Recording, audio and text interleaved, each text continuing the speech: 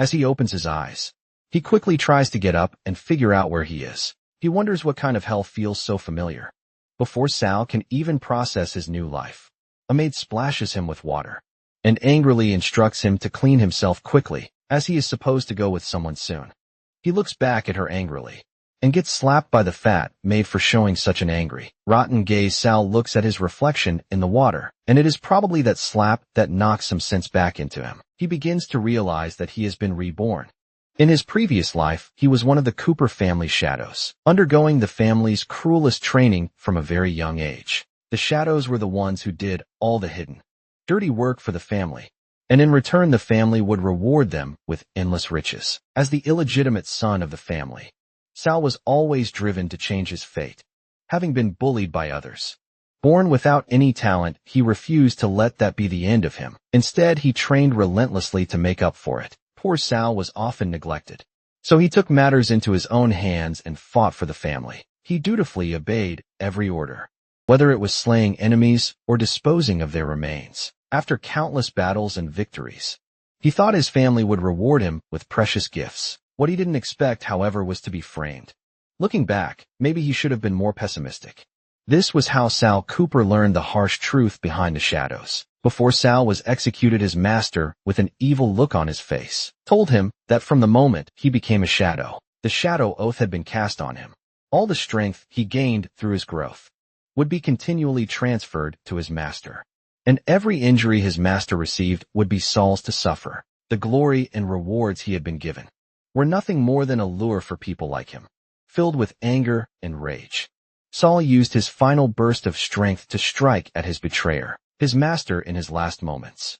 He finally understood the blood magic that reversed the shadow oath and stole back all the power his master had taken from him. Now in his new life, Sal is determined not to repeat his past mistakes. But as he thinks, his stomach rumbles with hunger and he spots a rat. Deciding to end his hunger, he munches down on it because, after all, in his past life, rats were far more delicious than human meat. Suddenly, he hears footsteps and two young men walk in, telling Sal that Master Alan wants to see him. They try to grab him, but Sal quickly realizes that this is the moment in his previous life when he was chosen to become a shadow. All the memories of that time, however, have disappeared. This must be when the blood magic curse was placed on him. Without hesitation, Sal bites one of the men's hands, breaking free from their grip. Furious, the men try to strike him, but Sal, with a sudden flash of memory, recalls the swordsmanship training from his past life and swiftly cuts off one of the men's arms. The other, paralyzed with fear, wets his pants, stunned that the kid knows how to fight like a pro. With an evil grin, Sal knows his time for revenge has come. Talking about shadow oaths, it's a form of ancient blood magic, where the master of the oath only needs to pay a very small amount of blood as a price to make the target become his shadow. The shadow will be unable to harm the oath master and must suffer the injuries sustained by the oath master in his place. With that said, all the growth and abilities of the shadow will be transferred to the oath master. But because of the cruel nature of this magic, the Empire ordered 100 years ago to destroy all the grimoires, preventing anyone from using it anyway. The young men who were supposed to bring Sal in get slapped by Alan Cooper. Even though Alan is only 8 years old, he is the next successor of the Cooper family. The man who just got slapped apologizes for being humiliated by a 3-year-old. Sal Alan then walks up to Sal, commenting on the guts Sal has to beat up his people with no comeback. Alan orders for Sal to be locked up in a dungeon immediately. However, before the order is carried out, Alan's mother, Hera Cooper, stops him, saying that the kid had no one to look after him since he was young, so it's completely normal for him to act a bit out of line. She reminds him that it's more important to focus on the oath-taking ceremony rather than punishing a child. Hera approaches Alan, gently reminding him of what she mentioned earlier. Alan looks a bit shaken, but continues to wonder why his mother chose Sal to become his shadow. He can't wait for the chance to completely ruin him. Alan smiles at his mother, and she leaves the room with the servants, telling one of them to cast a soundproofing spell and not let anyone disturb Alan. Once Hera leaves, Alan pours water into a cup and raises a toast, welcoming everyone as they become members of the Shadow Army. The kids seem excited for the oath-taking ceremony, shouting that they will dedicate their entire lives to the family, acknowledging that everything was granted to them by the family. But little Sal knows exactly what's going on. Then they all drink the water. And as soon as they do, they collapse onto the ground. As they fall, Alan, holding a knife, mocks them for their foolishness, claiming they couldn't even tell the difference between drugged water and holy water. He cuts his finger and drops a bit of his blood. While casting the shadow oath, he can feel the magic working and the power entering his body. Certainly, he didn't expect it to be this simple and calls himself a genius. Alan can't wait to tell his mother about this. But suddenly he feels as though he can't move his legs. In a panic, Alan wonders if this is the after effects of the shadow oath. Fear creeps in, as he realizes that his mother didn't discuss this with him, and he begins to cry out for her while crawling. Suddenly, he hears a voice mocking him, calling him a coward, and saying that now he's trying to hide behind his mother's back. Alan looks back and is reminded that, no matter how much he calls for his mother, the soundproof spell has been cast, so no one can hear his miserable cries. With tears in his eyes, Alan turns around and sees Sal holding a sword in his hands. Instantly, Alan realizes that it's Sal Cooper. While Alan shivers on the ground, he still can't understand how Sal Cooper knows about the shadow oath, but Sal mentions that he knows a lot more. And if he were to reverse the shadow oath, he wonders how Alan would react with that. Sal stabs the sword into the ground, and the pain starts in Alan's heart. He panics, unsure of what is happening. To him, Alan screams at him to stop, wondering what he's going to do. Sal responds that in his previous life, he had to pay with his life to steal back everything that belonged to him. And in this life, he's simply returning the favor. Suddenly, a loud scream echoes through the room. The servants and Hera wonder what's going on inside, since the soundproofing spell has broken. Hera instantly realizes that it's Alan's voice screaming for help. She sits on the edge of Alan's bed, checking on his condition. The butler had assured her that the young master was fine, just a little exhausted from using such strong magic. He explained that the sound impenetrability spell had been cancelled, because one of the servants had gotten distracted while casting it. She nodded in understanding, and ordered him to feed that servant's body to the dogs. The butler agreed and bowed slightly.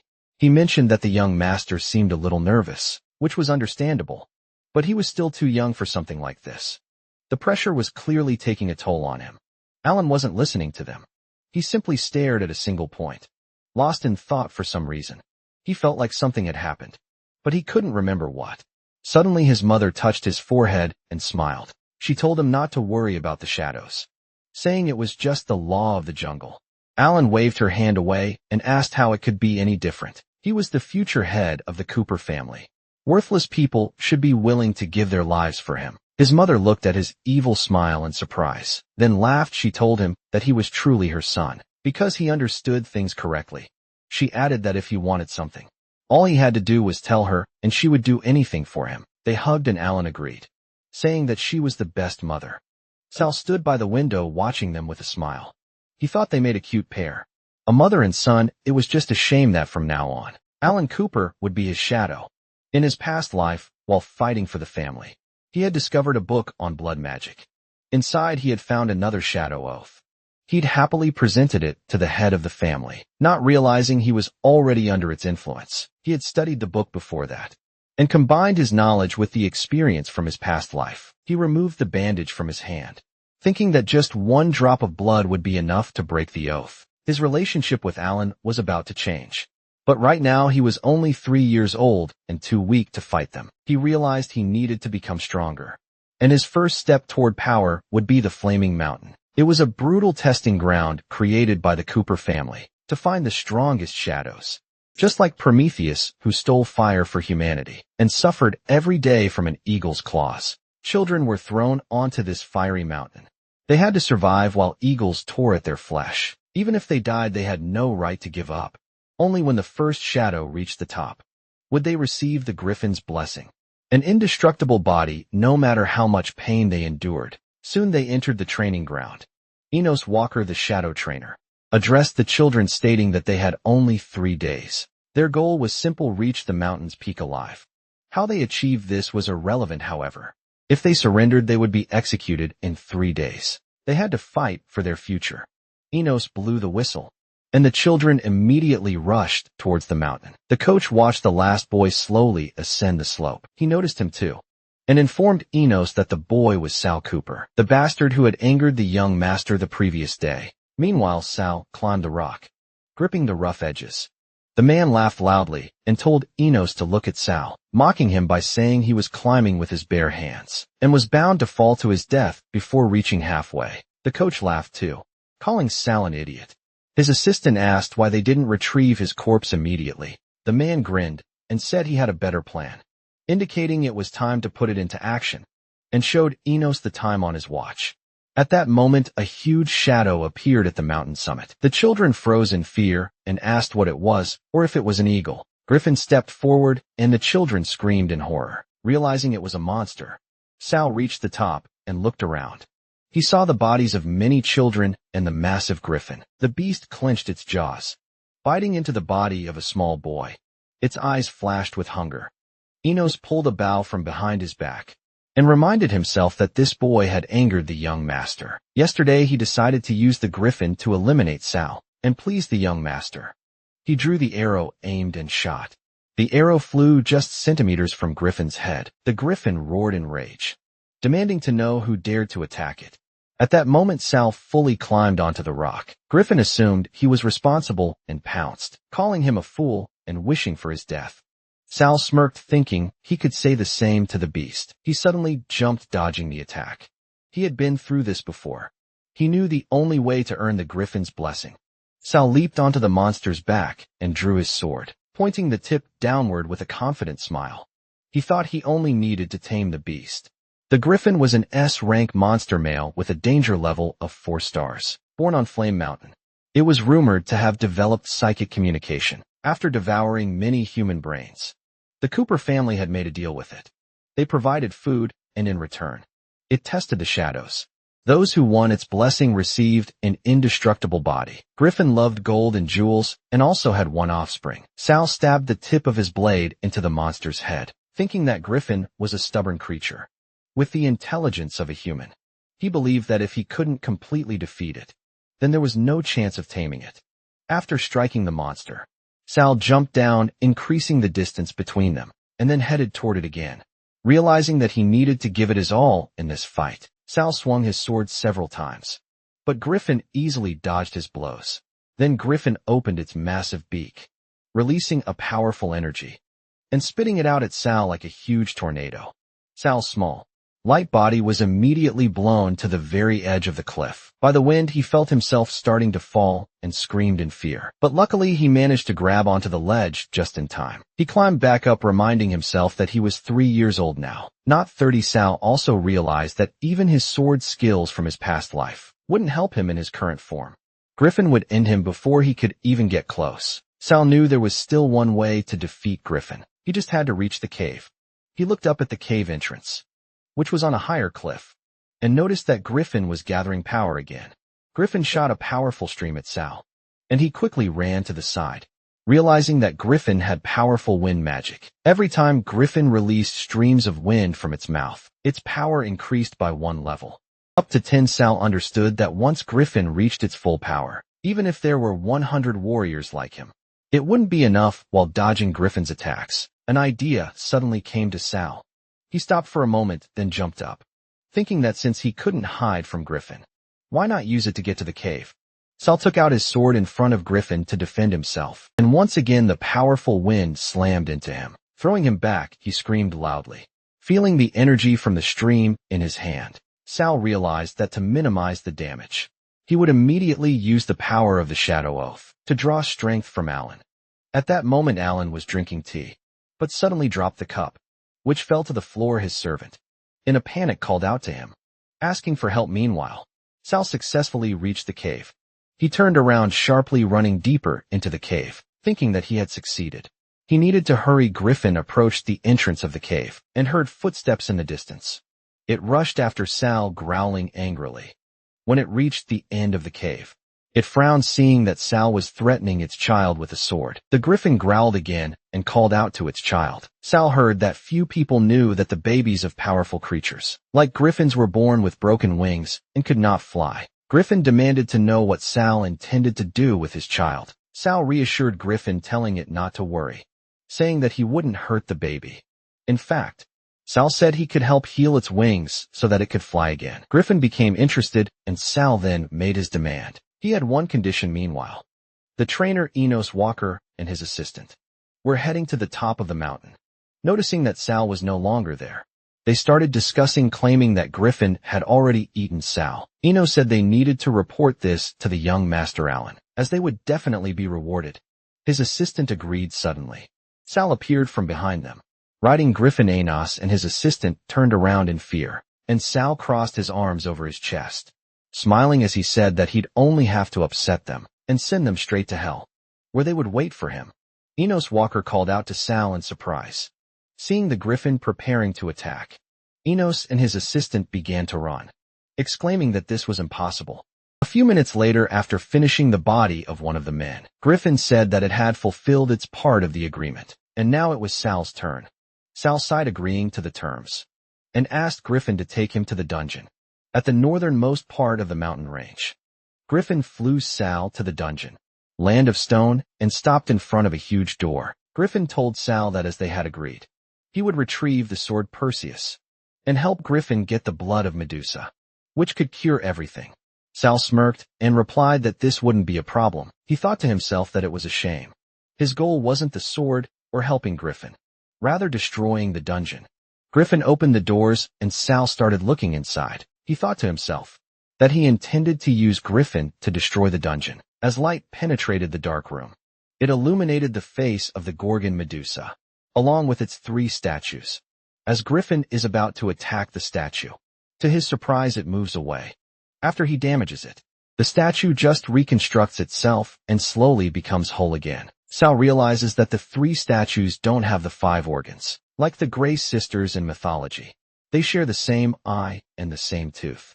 Since they and Medusa are daughters of sea deities, they have the ability to control seawater. So they run. Griffin says there's no point in running, and tells Sal to think of a way to find the sword. Sal says he's searching for it, and the Griffin tells him that if this goes on, the place will collapse. As Sal thinks that there could be a clue in the runes on the wall, he suddenly realizes something. He considers collapsing the secret realm, burying everything inside, and escaping through the secret tunnel he discovered in his previous life. But that amount of destruction might not be enough. He tells Griffin that the runes say to remove the eye from up there, then they will stop attacking. As Griffin takes out the eye, the statue turns to water. Sal explains that the runes say Perseus discovered Medusa's location only after stealing the eye of the Geas sisters. So the eye is their weakness. Griffin then asks Sal about the sword and the blood that can treat its offspring, wondering if the runes say anything about that. Sal points towards the sword and tells Griffin that Perseus used this sword to behead Medusa, spilling both red and green blood. The red blood can poison all living souls to death, while the green blood can heal all illnesses. But these are just legends. As for this secret realm, there's another secret. Sal tells Griffin that the emergence of Perseus's sword marks the time of Medusa's revival. As the Medusa statue is activated, Sal realizes it's time to leave. Once the statue is triggered, it won't stop unless it's beheaded. With the sword of Perseus facing the statue, Sal realizes he can't see the Griffin hiding behind a rock. The Griffin tells Sal that he can tell at a glance that the statue won't be easy to deal with. He leaves the rest to Sal, saying he doesn't want to die. Sal is surprised to see that the Griffin can shrink its size. It's fortunate that Sal has passed through this secret realm once in his previous life, so he's not completely out of options. But first, he needs to acquire the shield from the Knights of the Round Table. Then he can use the shield's reflection to lower the risk of looking directly into Medusa's eyes and turning to stone from carelessness. At the same time, he can also use the shield to block Medusa's gaze attack. However, as Medusa uses her gaze attack, Sal realizes the shield won't be enough.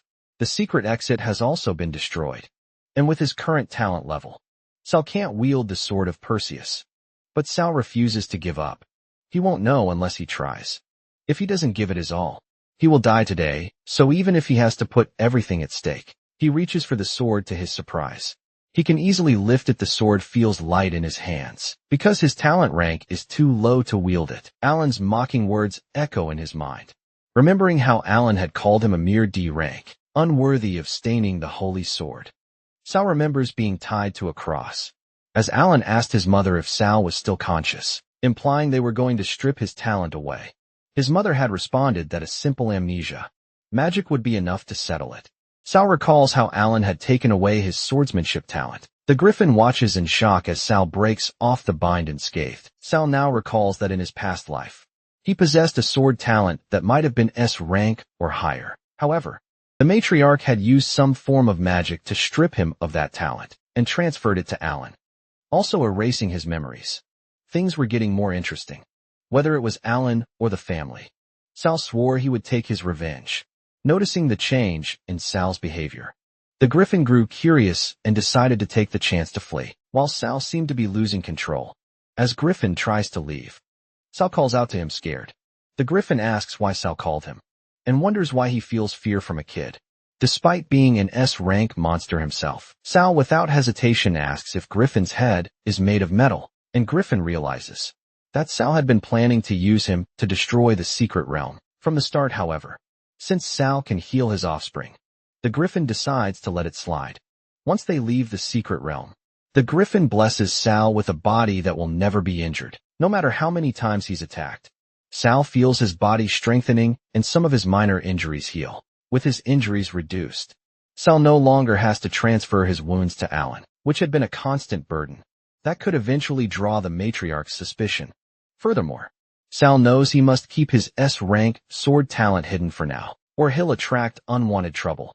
Sal hands the Griffin a potion, instructing it to give it to its offspring to heal its wings. After the Griffin gives the potion to its baby and watches it take flight, it becomes happy, but Sal reminds the Griffin that now the baby can fly. But if it doesn't accept a master before it comes of age, it will ultimately remain a mindless bird. The Griffin asks what Sal means, and Sal explains he's only offering kind-hearted advice as a stranger. After all, the Griffin had only become strong after it accepted a master. Griffin realizes Sal is right. If its previous master hadn't fed it human brains every day, it wouldn't have awakened its intelligence and grown stronger. But the Griffin's master had died 100 years ago, and it wonders where it can find someone as ruthless as him. The Griffin then asks Sal to accept its child as his pet monster, thinking that Sal, with his remarkable intelligence and skill, might even surpass Bled in the future. Sal realizes the Griffin has taken the bait and tells it that he can accept the baby as his pet monster, but only if they strike a deal. Sal asks for all the information the Griffin has on Bled Cooper, as well as the precious key that can unlock the place where the Cooper family worships the sword spirit Bled. Meanwhile, the matriarch is angry at the housekeeper for being unable to determine the cause of Alan's fainting and demands to know how long the situation will last. The housekeeper reassures her, saying not to worry, as the young master has the protection of the Shadow Oath and has always recovered quickly. After all, the little shadows help him take on his injuries and replenish his strength. The matriarch begins to believe the housekeeper, but she still feels something is off. It seems to her that Alan's condition started after the Shadow Oath ceremony, and she suspects someone might be behind it. The housekeeper then brings up another urgent matter. He informs her that Sal Cooper obtained first place in the competence test. Just as expected, the housekeeper also reveals that Sal used the Griffin to kill uncle and nephew Walker, and even tamed the Griffin's offspring as his pet monster. The matriarch, shocked by the news, asks where Sal is now. The housekeeper tells her he's just outside the door, and will call him in immediately. Sal Cooper enters, and politely asks the matriarch how he can assist her. The matriarch, still reeling from the news, asks him why he killed the walkers.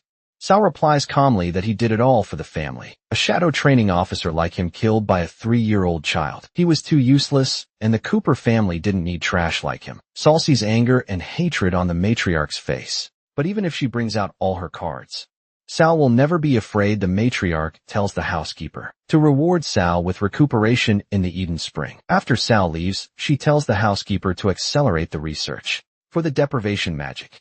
Before the sword spirit inheritance ceremony, Sal's talent must be stripped for the young master's use. She knows that if the secret that Alan has no talent for swordsmanship is exposed, his position as the heir will be shaken. As Sal stands beside the Eden Spring, he remembers Griffin telling him that before Bled Cooper's death, he used forbidden magic to seal his soul under the Eden Spring. His purpose was to pass on the swordsmanship he acquired throughout his life to the heir that possessed S-rank swordsmanship talent, and ensure the status of the Cooper family in the Empire would not fall.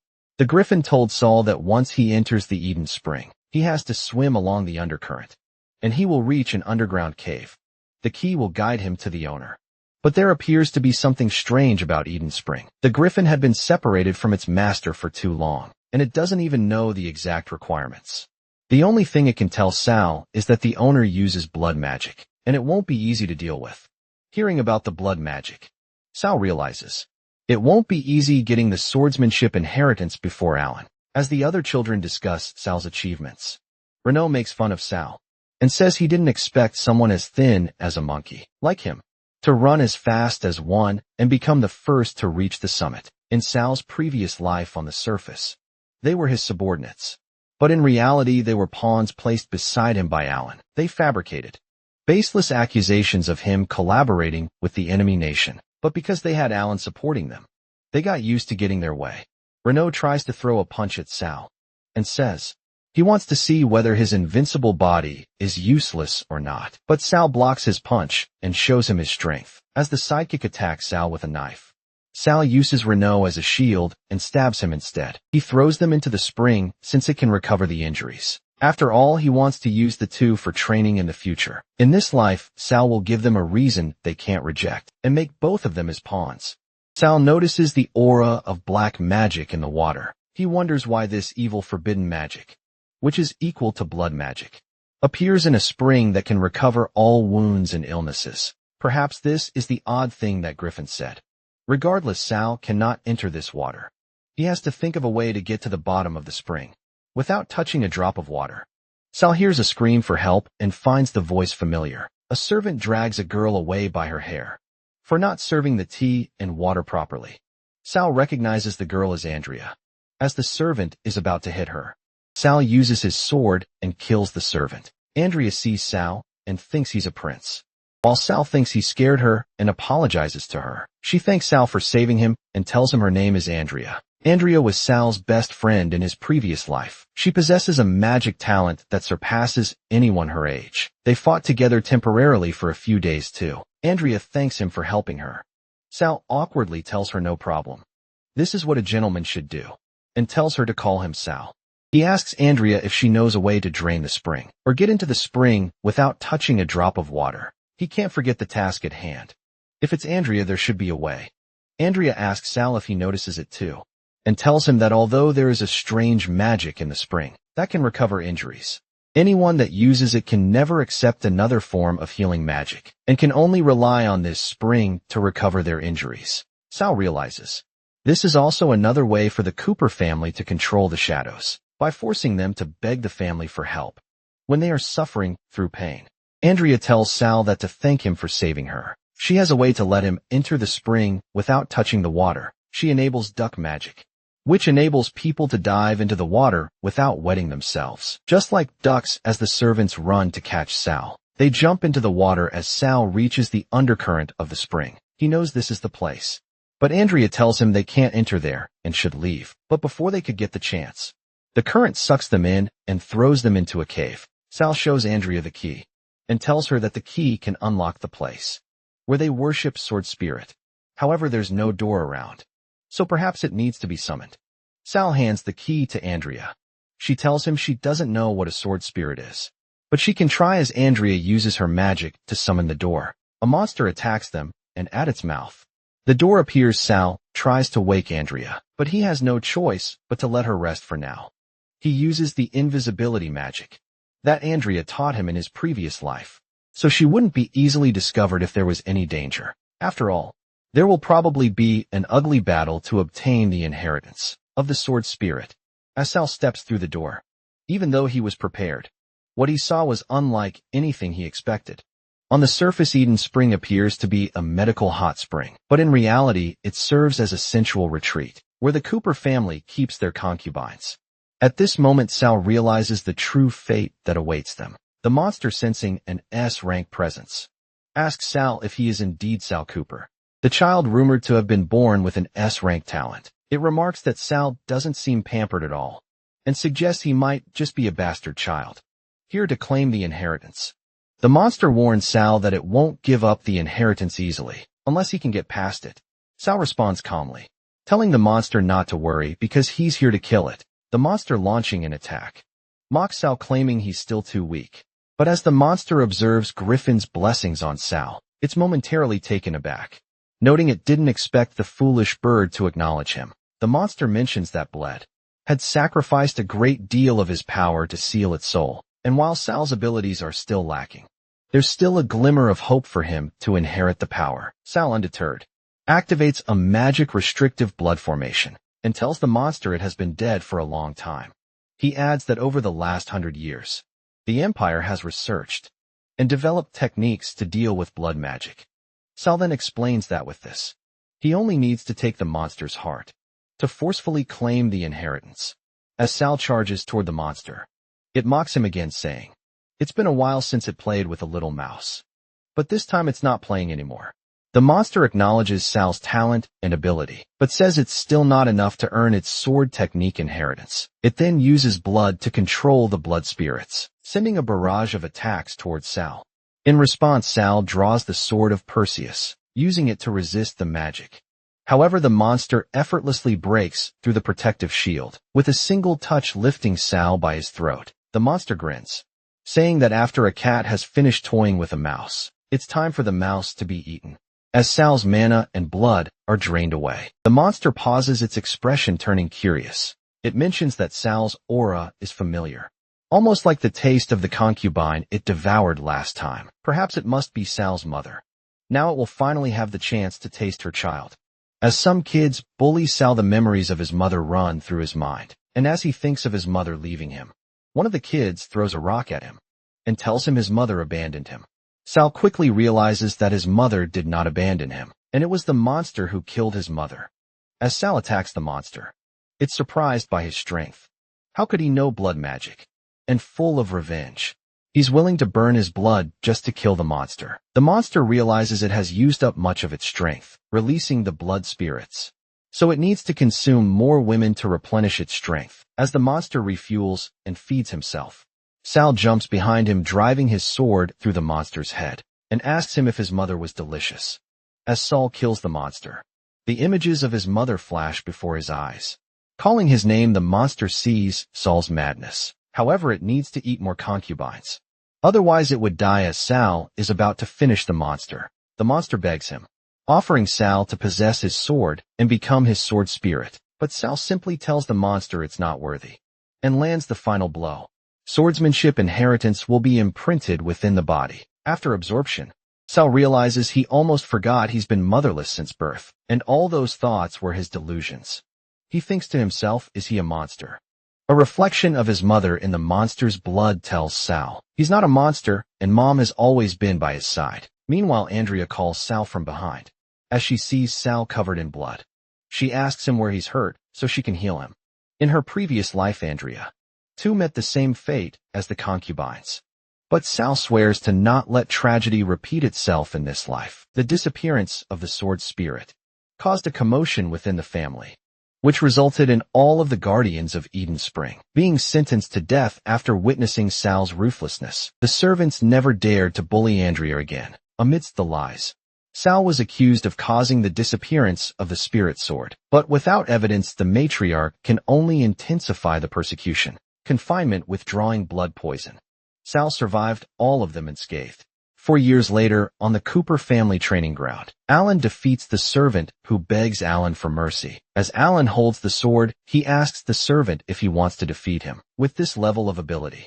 But the servant knows better and tells Alan he wouldn't dare. Meanwhile, as the Isaac family head, Duke Hugh Isaac sees Alan in action. He says that he had heard before that Alan was born with S-grade swordsmanship talent, and today it looks like the rumors were right. As Isaac and Leon look to the other side, they see Sal clear the room with only a few attacks. Isaac points out that ordinary people at this age would still be in the position of Iron Sword apprentice. But the way Sal cleared the room in so little moves, he has clearly reached the stage of Silver Sword Guardian. Jealous of Sal's impression on everyone, Alan challenges him to a one-round duel. Sal sees this as a chance to see Alan's skills, and Alan thinks it's the perfect opportunity to pretend that he killed Sal by accident. As they face each other, people gather around cheering for Alan. As Alan attacks, thinking he's going to win, Sal barely puts in any effort in blocking and tells Alan to try harder, which was a shock for him. Sal only takes one blow to throw Alan away. Furious, Alan charges at Sal again, because it should be impossible. His mother told him no one in the family is his match, but as he takes a swing at Sal, he realizes that even with magic power imbued, the sword is thin. It's obvious that it has been artificially enhanced, and Alan doesn't have any swordsmanship talent at all. Sal shows Alan a real strike and jumps above him, stabbing him in the eye. Meanwhile, Duke Isaac says to Duke Leon that he judged wrongly, and Alan's ability is nothing much, and goes as far as to ask if the servants were acting. Leon tells him that he's being disrespectful. So Isaac apologizes and says since his sister and Alan are engaged, he doesn't want her to be married to a useless man. Leon mocks Isaac and says he's worrying too much, and if the royal family hadn't granted this marriage, who knows if his sister would even have been able to marry. Isaac tells Leon to repeat himself with a threatening face, but then decides to leave. He tells Leon that he won't disturb him any further, and tells him to not forget the joint operation of the families. In 10 days, Leon asks his servant what the little shadow is called. She tells Leon his name is Sal, and he's the child of one of his mistresses. But it wasn't recorded which mistress. As Leon realizes Sal is his son, it becomes obvious how his sword talent is good. Leon asks the servant to send Sal to his study room. As Sal enters the room, he kneels before Leon and asks him what his orders are. Leon realizes he can't sense any talent power in Sal, and wonders if he's intentionally hiding his true ability to steal the position of heir in the future. Crafty, but Leon thinks he's just a little brat who's too easy to read. He tells Sal that in 10 days, he will be leading the Shadow Squad 10 and heading towards the lost Crystal City with the Isaac family to retrieve the dragon egg. Leon hands Sal the sword that can activate the teleportation to Crystal City, and tells him that to retrieve the dragon egg, he will have to anger the demonic dragon no matter how. Sal knows Leon must not have good intentions to send him there, but he cannot miss the chance to earn a dragon egg. So he accepts the order and tells Leon that he has a request. As they're on the way to Crystal City, Andrea asks Sal if he informed the family head that she came along to serve him, because it's not appropriate for her to come all the way. Sal tells her it's okay, they don't mind. As they reach the Crystal City, Sal asks where the crystal and the dragon egg are. Gloria mocks the team for not having the basic knowledge about Crystal City. As she formally extends her hand and introduces herself to Sal, he simply ignores her and tells Andrea to wait with Mio, the little griffin, until he comes back.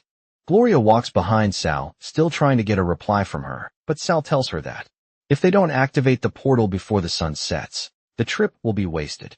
Sal's memories with Gloria from his previous life flash before him, and he thinks to himself that he still met this troublesome woman, but he shrugs it off and hopes that the stupid bird, Mio, can successfully finish the mission given to it. As Gloria and Sal open the portal, the Cooper family servants are surprised to see it, and the Isaac family's guards tell them it is a teleportation formation. The portal opens, revealing the Crystal City. As Sal sees the beautiful city, he wonders if the demonic dragon egg really is in a place like this. He sees one of the guards prepare to kill the Cooper family soldiers to bring the dragon egg back for the Isaac family himself, thinking the family will reward him. But as Sal tries to save them, the light sentinel who protects the Crystal City comes out of the portal, putting a stop to the guard's attack. As one of the sentinels is about to attack Isaac's family guard, Gloria jumps in, slashing the sentinel down and asking the guard, who told him to act on his own. The guard tells her he did it for family, but Gloria knows he only did it for himself. Meanwhile, another sentinel is about to attack Gloria, but Sal saves her with just one blow of his sword and commands the shadow unit to get into formation. Sal stands facing the light sentinels, waiting to see whether their power of light is stronger or his power of shadow will win. The Isaac family's guards see Sal defeat all the sentinels with ease and wonder if this is the same Cooper family that incorporates magic into swordsmanship after all. Sal is just a kid, and he's already so powerful. Gloria, too, is impressed with Sal, however. Sal has now absorbed the power of the crystals and is immediately raised from Silver Sword Guardian to Gold Sword Master. As Sal takes the next step, the altar starts to descend, opening the secret passage to the dragon's den, so they all climb onto the altar. As they reach down, they find themselves surrounded by dragon eggs in the demonic dragon's den. In the den, there are enough eggs for everyone, so they don't even need to split them. seeing the slow progress of the shadow team. Sal sarcastically says they're in a rush to feed the demonic dragon. The demonic dragon rises behind them, and as everyone runs to hide, Sal and Gloria draw out their swords, ready to fight, as Sal commands everyone to take the dragon eggs and leave. While he covers, they find Gray already leaving with the dragon egg. It was the Cooper family's head, who ordered Gray to destroy the teleportation altar after securing the eggs, so that the Isaac family doesn't have a chance. Gray tells them that the Empire can only have one family who possesses the dragon egg, and that's the Cooper family, and leaves. Gloria says the Cooper family head is ruthless, abandoning not just them, but Sal as well. However, it was well within Sal's expectations. Gloria asks if that's within his expectations, why he rushed in here to throw away his life. Sal tells her she's thinking too much because he's not dying here, and attacks the dragon, cutting one of his wings off. Seeing Sal fall, Gloria uses her moonshine sword shield and protects Sal from the dragon attack. Sal asks Gloria to help him delay the dragon's action so he can take the chance to attack his heart, because she's the only one who can do this. Gloria agrees and runs towards the dragon, thinking she's a great swordswoman too, and she can't let Sal look down on her as she distracts the dragon. She calls for Sal to attack, only to realize Sal is still standing there. Gloria thinks Sal fell too hard and has no energy left to attack, and if that continues they are all going to die. So she uses the only move she can, the sword dance of destruction, and the dragon falls. As Gloria thinks she has defeated the dragon, it rises again, but this time he's gone berserk. Everyone runs to hide, but Sal stands there, transforming the dragon's blood into his clones. One of the shadow members notices Sal's sword also changed into a new hollow grade treasure sword. Gloria explains that it is the forbidden blood magic, and the Empire only allows the Cooper family head to use it against enemies. On the battlefield, she thinks to herself about the rumors that the sword spirit in Cooper has disappeared, but before she could finish that thought, she realizes Sal intentionally stood back and waited for her to draw the dragon's blood. She gets angry at Sal for using her, but Sal takes it lightly. He was an abandoned pawn in his previous life, so in this life he cannot sit idle and wait for his demise. As Sal beheads the demonic dragon, Gloria runs towards him in celebration, but Sal stops her, pointing his sword at her. He's under demonic possession, the same demon he had killed earlier. The demon tells Sal he can't rest easy after killing it. He'll need to eat more flesh and blood to maintain his strength, just like the demon. The demon tells Sal to kill Gloria and the shadow members, as Sal jumps at them for more blood. He sees Andrea a while later. Sal wakes up outside with Andrea by his side. She tells him that she used purification on him, so he won't be demonized for now, and the others are fine too. She gives him the dragon egg that Gray ran off with earlier, and tells him she didn't tell the Isaac family about the dragon egg, and Gloria had already left with her team, so he doesn't need to worry about not completing the mission. Sal thanks her and tells her he wasn't worried about that. However, Mio was originally supposed to take Andrea to a prearranged location, and then lie about her accidental death, so she could leave the family. Sal attacks Mio with his sword, but Mio tells him that it wasn't his fault. Andrea was worried about him and insisted on entering the secret realm, as Andrea suggests talking it out. The shadow members call out Sal from behind and run towards him with their swords unsheathed. Sal thinks they finally showed their true colors and aim to snatch the dragon egg away from him, but to his surprise, they run past him and stab Gray for abandoning them. They all kneel and ask for Sal's forgiveness for being rude earlier, and acknowledge that they would have been dead when the family abandoned them if Sal hadn't saved them. They tell Sal they'll no longer listen to the family and swear to follow him till their deaths. Before Sal could get a chance to say anything, the demonic dragon egg hatches, and from it comes out the demonic dragon. Sal speaks to the demonic dragon, who accepts him as its master. The shadow members congratulate Sal for taming the demonic dragon, and with it was born Sal Cooper's rebel force against the family. Meanwhile at home, Alan asks his mother when he can go to the horse racing tracks, who tells him he can go when his father is done with work. Alan's father soon walks in, angry at him for enjoying all day while Sal not only slew the dragon, but also tamed its offspring. The mother tells him that it's not Alan's fault, and if he had gone he'd have tamed the dragon too. With that she takes Alan to the racetracks. He tells the servants to bring his horse ship, while his mother asks them how the research on deprivation magic is going. The servant tells her that the research has been completed successfully, and they're now waiting to find a test subject with S-rank talent. Once they've ensured that it works, they'll immediately use it on Sal Cooper. 5 years later, Andrea performs the purification ritual on Sal, so he won't be demonized in the future, and can use the sword technique. As much as he wants, he thanks Andrea, but she tells him she should be the one, thanking him for giving her such a wonderful staff. Meanwhile, he saw somebody pass through the window glass. It had escaped already, but he recognized the figure as the housekeepers. Sal's guards come in, telling him the task he had assigned them has a result. They secretly trailed the housekeeper and discovered that he had been recruiting a group of black magic mages. He seems to be preparing to conduct a ritual in 3 days, and even mentioned finally finding another target with S-rank talent, and their magic abilities are very high. Sal thinks to himself, are they about to begin the deprivation magic ritual? And why don't they target him directly? And they're finding another target with S-rank talent. He realizes that the target with extremely high magic ability is Andrea. Meanwhile, 3 days later, Andrea sees the mess in the storage room and thinks about using magic to clean up. But the housekeeper comes out of nowhere and kidnaps her. After she faints, the black magic mages begin the ritual by reciting Power of the Night. Hear my command from the abyss of the heart. Condense in my palm, transfer the power to my control. The power flows following me like a shadow. The housekeeper holds the dagger above Andrea, who is still passed out. He thinks to himself, as long as the blood of her heart is mixed into the formation, her talent will be his. But the moment he stabs her, he realizes she's gone confused. He wonders what's going on. Andrea speaks up from behind, tells him that it was the illusion magic, and he shouldn't underestimate her. With the shining star lock, she captures the housekeeper, who now realizes that Andrea is too tricky for him. He tells the black magic mages to take her down. Andrea closes her eyes and covers her ears as Sal told her to. The housekeeper hears some sounds, and the mages are surprised to see a griffin and a demonic dragon. They wonder why there are suddenly monsters. Hearing about the griffin and the demonic dragon, the housekeeper realizes it's none other than Sal Cooper. Sal threatens him that he touched Andrea. He must be tired of living, and asks why he targeted her.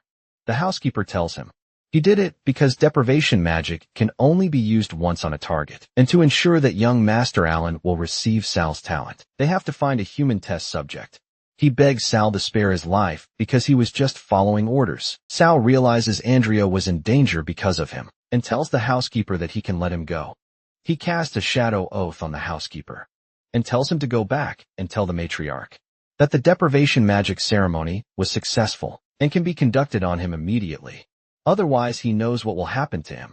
The housekeeper asks why, and Sal tells him it's to expose Alan's true colors. Meanwhile, back at the Cooper house, the housekeeper tells the matriarch the deprivation experiment had succeeded, while Alan asks Gloria for a tour to the garden. But she denies. The matriarch asks the housekeeper if he's certain, and he tells her the upcoming full moon coincides with the young master's coming-of-age ceremony, so it's the perfect time to act. The matriarch thinks to herself that her long-cherished wish is finally about to come true.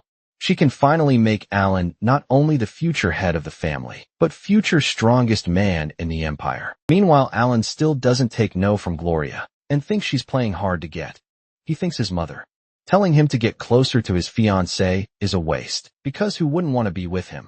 Gloria thinks otherwise and pulls out a sword at him, and asks him if a useless young master like him is worthy of becoming her fiancé. She tells him he will first have to defeat him. Alan calls for someone to come and get her, and Sal comes to his aid, repeating Alan's exact words to mock him. Alan, who's jealous of Sal, tells him no one asked him to save. He just happened to forget to bring a sword with him. Gloria asks Sal why he has come and asks him to train with her, but Sal refuses and says he's busy today. Meanwhile, Alan sees all this and worries why Gloria is so intimate with Sal. Does she like him? Gloria tells Sal that not everyone is qualified to train with her, and asks him to reconsider. As Alan's anger builds up seeing his fiancée and Sal like that, his mother calls him, so he lets it go, and thinks that he will take proper care of her when he marries her in the future. Since Gloria did not willingly accept his request today, he decided to leave. Gloria tells him that now that the annoying person is gone, if he doesn't agree to train with her, she will attack him immediately. Sal agrees, but on the condition that she introduces him to her brother. Duke Isaac Sal meets up with Duke Isaac and tells him he has a way to cancel Gloria and Alan's engagement, but he hopes that the Duke Isaac will lend him the Isaac family's heirloom, the illusory time box. In Sal's previous life, Duke Isaac was not satisfied with the playboy Alan and was also unwilling to ally himself with the Cooper family. He repeatedly proposed to cancel the engagement, but was constantly rejected by the royal family. So in this life, Sal takes advantage of this. Duke Isaac finds Sal very arrogant and tells him that an engagement blessed by the royal family can't be cancelled by the likes of him, and how he dares to talk about conditions. Sal tells Duke Isaac that only someone like him can solve his problem, and pulls out his sword. As Duke Isaac sees the sword, he realizes that Sal is the real child in the Cooper family, with the S-rank talent. Sal tells the Duke that since the engagement can't be cancelled, they'll just have to destroy the trash young master. A month later, the housekeeper tells the matriarch that everything is ready, but Sal Cooper is not with the bastards, and the young master went to search for him. The matriarch says she knows, and tells him to go and help the young master. Meanwhile, the bastard kids talk among themselves, and one says that he really doesn't know why they called them here. Is it to emphasize Alan's status as the heir, so they can be his dogs without worry? The other points out that Sal is the one with swordsmanship talent. He's fated to become the future family head. But the third one tells them to stay quiet, so the family head doesn't hear them. Meanwhile, one of the servants tells Duke Cooper that all the guests are seated, and to not make them wait. They followed his instructions to begin. Duke Isaac comes in asking Duke Cooper to talk. Duke Cooper tells him he doesn't remember inviting him, but Duke Isaac answers that it's his future brother-in-law's coming-of-age ceremony. He will definitely come to enjoy the excitement. Meanwhile, Saul, hidden in the corner, tells one of his people that it's time to activate the illusory time box. They begin to enchant Gates of the Abyss. Shadow-woven fantasy, illusory time box, virtual realm open as the enchantment ends. Alan comes in asking Sal why he's hiding here alone. Sal stays tied in chains by young Master Alan. Andrea sees Sal in danger. She realizes it wasn't a dream. It was a reality from a previous life. The power of the stars, one of the talents awakened by a time mage. Mages who awaken the power of the stars can spy into the past and future through time fragments. Andrea sees Salus in danger and runs for his help. She has to stop Alan before he makes his move. As she reaches there, she sees Alan offer him the wine that has awarded him. Andrea casts magic to make Alan sleep for a few months, but Gray comes to take her away on matriarch's orders. The matriarch thinks to her, Doug told her that the deprivation was successful, so why is she still able to use magic? However, she shrugs it off because now's not the time to think about this. The deprivation ceremony is more urgent. As Sal drinks the wine and passes out, now tied to a cross, Sal asks Alan, who is he to think he can possess an S-rank talent? Alan beats up Sal and asks, who is he to think he can possess a demonic dragon? Who is he to think he can gain glorious favor? All that should have belonged to him. Alan's mother tells him to stop wasting his time talking and get started. The housekeeper presents Alan the dagger that was specially designed to temporarily pierce through Sal's invincible body. Alan stabs Sal in the heart and tells him that the swordsmanship talent is now his. He tells Sal this is his fate now, and from now on Alan is the true, worthy heir of the Cooper family. He will now possess the strongest talents and abilities, and no one will stand above him. Sal bursts into laughter and mockingly asks Alan if he's performing for a play or something. He breaks himself free from the chains and tells Alan to open his eyes and see clearly whose fate it is. As Sal snaps his fingers, it is revealed to them that all this time they were standing in the banquet hall. People start to murmur, how could the Cooper family do such a thing? They didn't expect the young master of the Cooper family to be such a person, and does that mean the legends about him having an S-rank talent were false? Is he even worthy of being an heir? Seeing the true colors of Alan, people feel disgusted. The matriarch can't believe what's happening. How could Sal know what they were going to do to him? To her knowledge, the trial was a success. So where did it go wrong? But right now what's important to her is to salvage the situation. Alan speaks up and tells people that they're being tricked, and Sal is trying to frame him. His mother agrees too. As she's about to explain, Duke Isaac steps in, mocking the exciting show. As the Duke walks in, the matriarch tells him to punish her because she ordered Alan to do it. But the Duke doesn't listen and throws Alan across the room. Alan says he didn't do anything wrong. Sal is a mere bastard child, and everything he is should have been his. Instead, the people around start to talk about how the Duke himself relied on his strength to rise to the top, although he never avoided the issue in public. As his son, how could he point it out in front of outsiders? The Duke commands all his children and tells them, the succession contest begins today. The succession trial means they all have the right to compete, to become the heir using any means necessary. No rules, the winner takes it all. So they plan to kill Alan first. Meanwhile, Duke Isaac laughs at the legendary Cooper family spirit. That was above all. Duke Isaac proposes, canceling the engagement between their two families, and tells him he doesn't want his sister marrying a lying and weak man. Duke Cooper knows that everything that just happened was caused by the power of the illusory time box, and there's no doubt that Duke Isaac allied with Sal, but all the nobles are present. If any rumors reach the ears of the royal family, it would only be detrimental to the Cooper family. It's better to step back first and deal with him in the future. Duke Cooper shakes hands with Duke Isaac and tells him to not worry. He will send a request to the king and give him an explanation. Duke Cooper now turns to Sal and tells him he can fight for the title of the heir, but he cannot do anything that harms the reputation of the family. Otherwise, he will make him disappear. Sal tells Duke Cooper that he's not interested in the position and asks him if he wants to make him disappear. Why doesn't he do it now, and calls him father? The Duke is surprised and wonders what he's thinking, but leaves one of the servants, asks the Duke if he is really not going to teach him a lesson. The Duke answers that there's no need because Sal is quite skilled. If anything, he looks forward to seeing what he can do. It's just Sal's personality that is really unlikable. On the other side, the matriarch asks the housekeeper, who leaked the information, and how did that brat know that they were going to take action? The housekeeper tells her he doesn't know either. One of the servants brings in Andrea and asks the matriarch what to do with her. She tells him to feed her to the demonic creatures, but then realizes that Andrea was actually using magic. So either the deprivation test didn't work or it didn't even happen. She turns to the housekeeper and tells him to show her talents, since he stripped them of her. The housekeeper hesitantly tells her that Andrea's magic is too advanced, and he hasn't mastered it yet, and asks for a few more days. The matriarch tells him there's no need, and orders her men to execute him on the spot, as the servants swing their swords. The housekeeper desperately tells her it was Sal Cooper who forced her to her. A dog betrayed its master, and the master killed the dog, so there was no need for an explanation. She turns to Andrea to take her talents now, so she can make the best use of the situation now. Sal didn't expect that. Even after displaying Alan's garbage and inferior nature, it's still not enough to make the family head determined to get rid of him. Is it because he's afraid of the power behind Alan's mother, and she arranged for him to stay under the castle last night? Does she want to control Sal, and is afraid of him escaping? However, before he makes Alan taste all the pain he's suffered, he'll never leave as the door knocks. He thinks it's Andrea, and tells them to come in. But it's Gloria.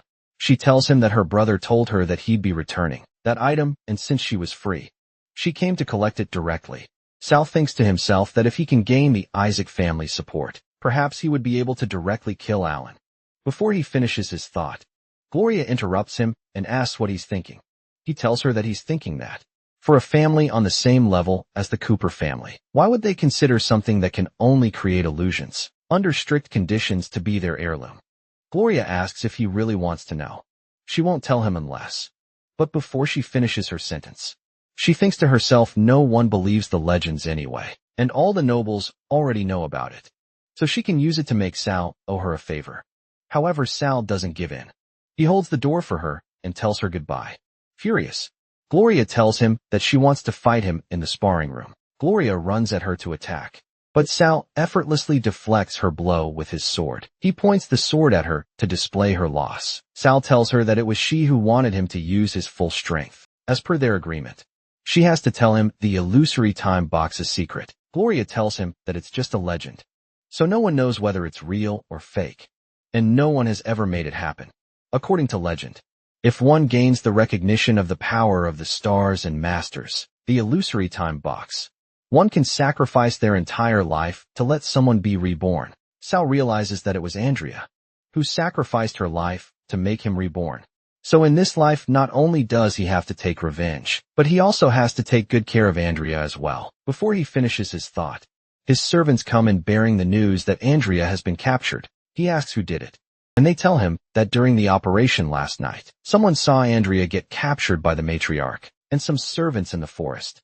Gloria points out that she overheard some people saying that Andrea became the young master's personal maid and will become his mistress when she gets older. She thought the young master they were referring to was Sal.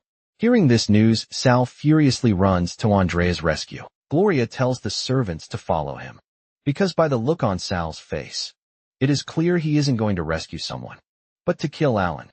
On the other hand, is furious at Sal for humiliating him in front of so many nobles, and swears to make him suffer the most terrible death. Meanwhile, one of the servants tells Alan that he heard that Sal likes Andrea, and suggests making her pay for Sal. Alan praises the servant's cleverness, and tells Andrea that he will ensure she becomes a worthy concubine. Under his care, Andrea thinks about what she can do. She can't use magic because it's been sealed by the chains, so she hopes that Sal comes to rescue her. Alan tells her he wonders what face Sal will make when he sees her, humiliated as his slave. He tells her to accept her fate and become his mistress. Before Alan could even touch Andrea, Sal punched him, throwing him across the room. Sal continues beating Alan. The servants try to help, but he's too strong. Gloria frees Andrea from the chains and tells her to hurry, because Sal is demonizing again. Andrea holds Sal and tells him she's fine. As Sal stops, the servants take Alan away. The matriarch sees Alan beaten up and asks Sal, is that how he repays his father for letting him stay in the castle? Sal walks up to her, draws blood from his hand, and tells her that he challenges Alan Cooper to a holy battle, to the death.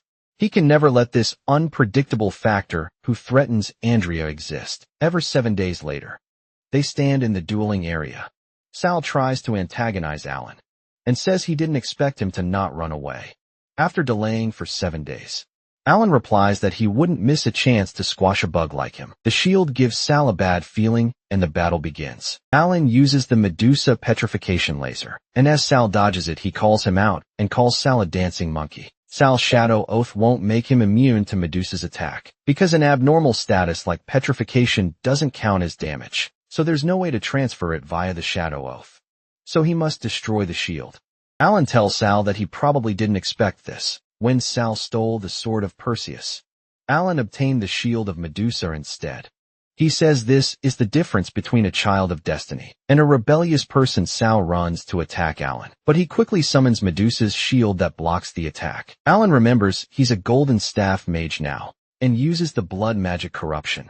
At Sal, Duke Isaac sees the vial, black magic, that can only be mastered by using the souls of 1,000 commoners, who died painfully, and demands an explanation from Duke Cooper. However, he refuses and tells Duke Isaac to respect the noble's tradition, because that's his family's secret. Seeing Sal not dodge the corruption, Alan calls him a fool and tells him to enjoy the pain, but he's surprised when it doesn't work.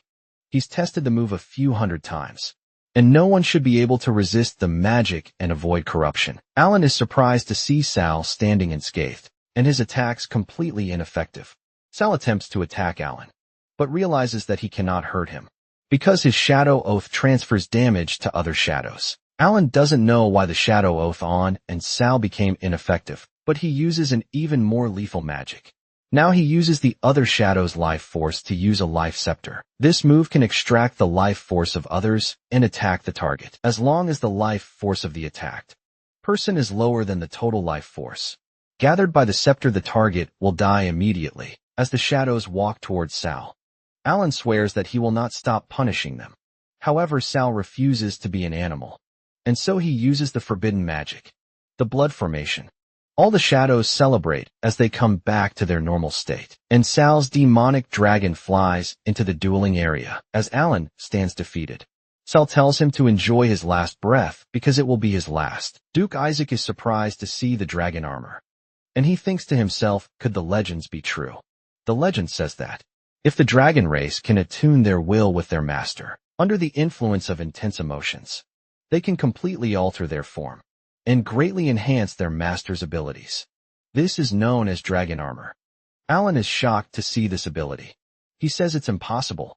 Even if Sal has received the acknowledgement of the beast, it's impossible for the two of them to synchronize their hearts and minds. Alan thinks it's an illusion and decides to shatter the illusion and uses the forbidden magic. Sal tells him What made there will connect together is their wrath towards him. As Sal attacks, Alan blocks it with his staff. But Sal cuts through with his sword and slashes his hand apart from his body. He tells Alan, "This slash is for the innocent people whose talents he stole." The matriarch stands up from her seat after seeing Alan hurt, but Duke Cooper tells her to sit down. Sal pushes through the forbidden magic monster and tells him this, for the shadows who died for him and Alan, and whose talents he stole and used to death in the previous life. As Sal is about to punish Alan for all the evil deeds he has done, in the past, present, and future, the matriarch comes to his rescue. She used the help of magical artifacts to cast an 8th ring spell, like the Holy Shield. Duke Isaac thinks the rumors that the matriarch was injured by the backlash of magic when she assassinated the former family head could be true. Duke Isaac never expected to witness the matriarch's powers. After all, she's an S-ranked mage, but stopped fighting in battles after marrying Duke Cooper. The matriarch casts 9th ring magic holy spear and says if she knew that Sal would become such a monster, she would have killed him when he was a baby.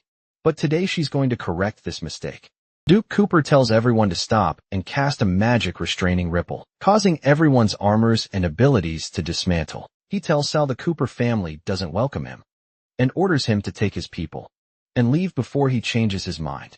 Sal leaves the house accompanied by the Isaac family head. He tells Duke Cooper there's no need for him to leave with them. Duke Cooper asks him if he's interested in joining the Isaac family. Hearing this offer, Sal asks him, does he not mind him being exiled from the family? And is he intending to declare war on the Cooper family? Sal tells the Duke that although he can't join his family, he can make a deal with him. He tells the Duke that the king is gravely ill, and a war between nobles is imminent. If he can successfully enter the Imperial Academy, he will likely be the first to receive the news from the capital. The Duke asks him why he should trust him and help him enroll in the Imperial Academy. Sal thinks to himself that since his swordsmanship talent is S rank, this is the perfect time for him to use this trump card. He tells the Duke that he should trust him, because he'll become a direct disciple of hidden sword Saint Chris. Meanwhile, hearing his name, the drunken Chris thinks to himself, who is it talking about him behind his back? Meanwhile, some days later, in the outskirts of St. Gordon City, Sal points towards the 3 towers ahead of them. He tells Duke Isaac that they're the strongest defenses of St. Gordon City, the Holy Trinity magic towers, and seeing them means they're not far from the city. The Duke tells Sal to be careful outside of school, because St. Gordon City is filled with nobles. Sal thinks to himself that Duke Isaac is not trustworthy for the sake of his family's interests. He's done plenty of backstabbing, so he has to handle the matter himself and find an opportunity to break away from the group. Duke Isaac tells Sal to not worry, because he will settle everything regarding the Imperial Academy. However, Miss Andrea will have to endure a little inconvenience by enrolling as his maid. That way the two can live together legitimately. As for the guards, Duke Isaac offers to settle them in his family estate. They can help protect the estate and deal with any bandits. Hearing that there might be bandits near the Imperial capital, Sal realizes there's an opportunity. The Duke explains that they might be called bandits, but they're really just the subordinates of the St. Gordon nobles. Sal tells them to leave the bandits to him and takes the opportunity to part ways with the group. The Duke asks what about Andrea, and Sal tells him to send her to the Imperial Academy School of Magic. Sal stands outside a bandit hideout deep inside the woods. According to Angela's own account from her previous life, she should be around 7 years old now, and she's secretly imprisoned in this bandit hideout. Her father, Chris, has been desperately searching for her and is willing to spare no expense. So Sal thinks to himself if he saves Angela, he would be able to successfully become his disciple. Sal summons his dragon armor and runs towards the bandits. With his swordsmanship inheritance skills, he defeats the bandits one by one until he faces the bandits' boss. Sal uses his blood shadow slash. Upon recognizing the blood magic sword, the bandit realizes Sal is from the Cooper family. He tries to explain who he is, but Sal defeats him and says he doesn't care who they are. The griffin flies in after finding the place he told her to. Sal follows as it leads the way. As Sal enters the hideout, Angela asks him if he's a good person who's come to save her. Sal tells her he's here to bring her to her father and ask him to teach him sword techniques. He can't lie to Angela because she once told him. She can tell if someone is lying and can sense their true intention. Angela knows Sal isn't lying, so she goes along with him. But as they're about to leave, Sal realizes it's not going to be easy. Sal tells Angela that the big guy on the outside is very powerful, and he can only block his attacks once. So when he rushes out to attract his attention, she needs to run away as fast as she can. The power of a 4-meter-tall skeleton colossus is comparable to that of a sword saint, and the one Sal faces is almost 5 meters tall. Sal knows he's risking his life this time, puts on his dragon armor, and tells Angela to get ready. He runs towards the colossus, and as he blocks his attack, he tells Angela to run. Sal's armor still has one more move in his dragon armor, and this is a perfect time to test it out. So he releases the armor. The dragon armor release forcibly deactivates the dragon armor state, causing the remaining magic within the armor to explode instantly, creating a terrifying shockwave. As a life-saving skill, a mere skeleton colossus can't stop Sal on his path of revenge. Right now he just needs to bring Angela out of this. As the colossus attacks, Angela the Griffin flies her up to save her. As Sal prepares to leave, he's blocked by a seal-type magic array. He must destroy the array's core to escape. But with the colossus chasing him, he doesn't even have time to scrutinize the array and find its core. Angela asks him if the array core he mentioned is located in an important area that others are not allowed to access. Sal asks her if she knows where it is. Angela tells him that when they let her out occasionally, there were 3 places she wasn't allowed to go near, and points to the closest one. The colossus skeleton is strong, but it's slow and can only use the skeleton cannon from a distance. However, Sal does not have the dragon armor on, so he would be seriously injured if he got scratched by it. As he enters the room, he sees that the room has been strengthened, but it won't last long, Angela tells him. The bow seems to be calling her. Angela picks up the sliced blessing bow and suggests the big monster is almost here, so they should leave and go to the next place. As they enter the other room, there they find the array core. However, the problem is that the mage who set up this array triggered the skeleton colossus' self-destruction. Sal tells Angela that the move he's about to use might make him lose his mind, so she must find a way to protect herself. Sal uses the only move he can, the swordsmanship inheritance 4th skill, Bloodbath Storm. Meanwhile, at the Imperial Academy, a messenger brings the news to Chris that the dead bringer of the second prince has left the city and asks if they should send people to follow them. Upon hearing the news, Chris tells him to take good care of his wine while he goes to check it out himself. The messenger is glad to see his lord finally free. At the bandit lair, Sal is under the demon's influence again and bloodthirsty to attack Angela. Now Angela remembers Sal telling her to survive by any means and uses her bow to attack him, but fails. The demon controlling Sal moves forward. Angela is now unable to move another step. He lifts her up in hopes of drinking her pure blood. Angela tells Sal to not be sad because he's done his best. This makes Sal regain his senses, and he knows the demon is going too far. Now the blood demon is surprised how Sal can break free on his own. He tells Sal to stop resisting because he can't stop him. His mind will never be free from the blood demon's control. Sal tells the demon his influence is terrifying, but he only needs one move. Sal uses the blood feast, and the blood demon desperately tells him he's destroying himself and will never become a swordsman in the future. However, Sal doesn't care about that, because Chris will help him resolve these problems. And soon the blood demon will be dealt with too. The demon warns him against hoping in other people and tells him that he'll regret it. Meanwhile, Sandru's Deathbringer has come to kill Sal for bringing trouble to the prince. As he lifts his dagger to attack Sal, Angela shields him with her body and tells him to not hurt Big Brother. The Deathbringer is surprised to see his hand chopped to pieces. It was Angela's father who came to save her.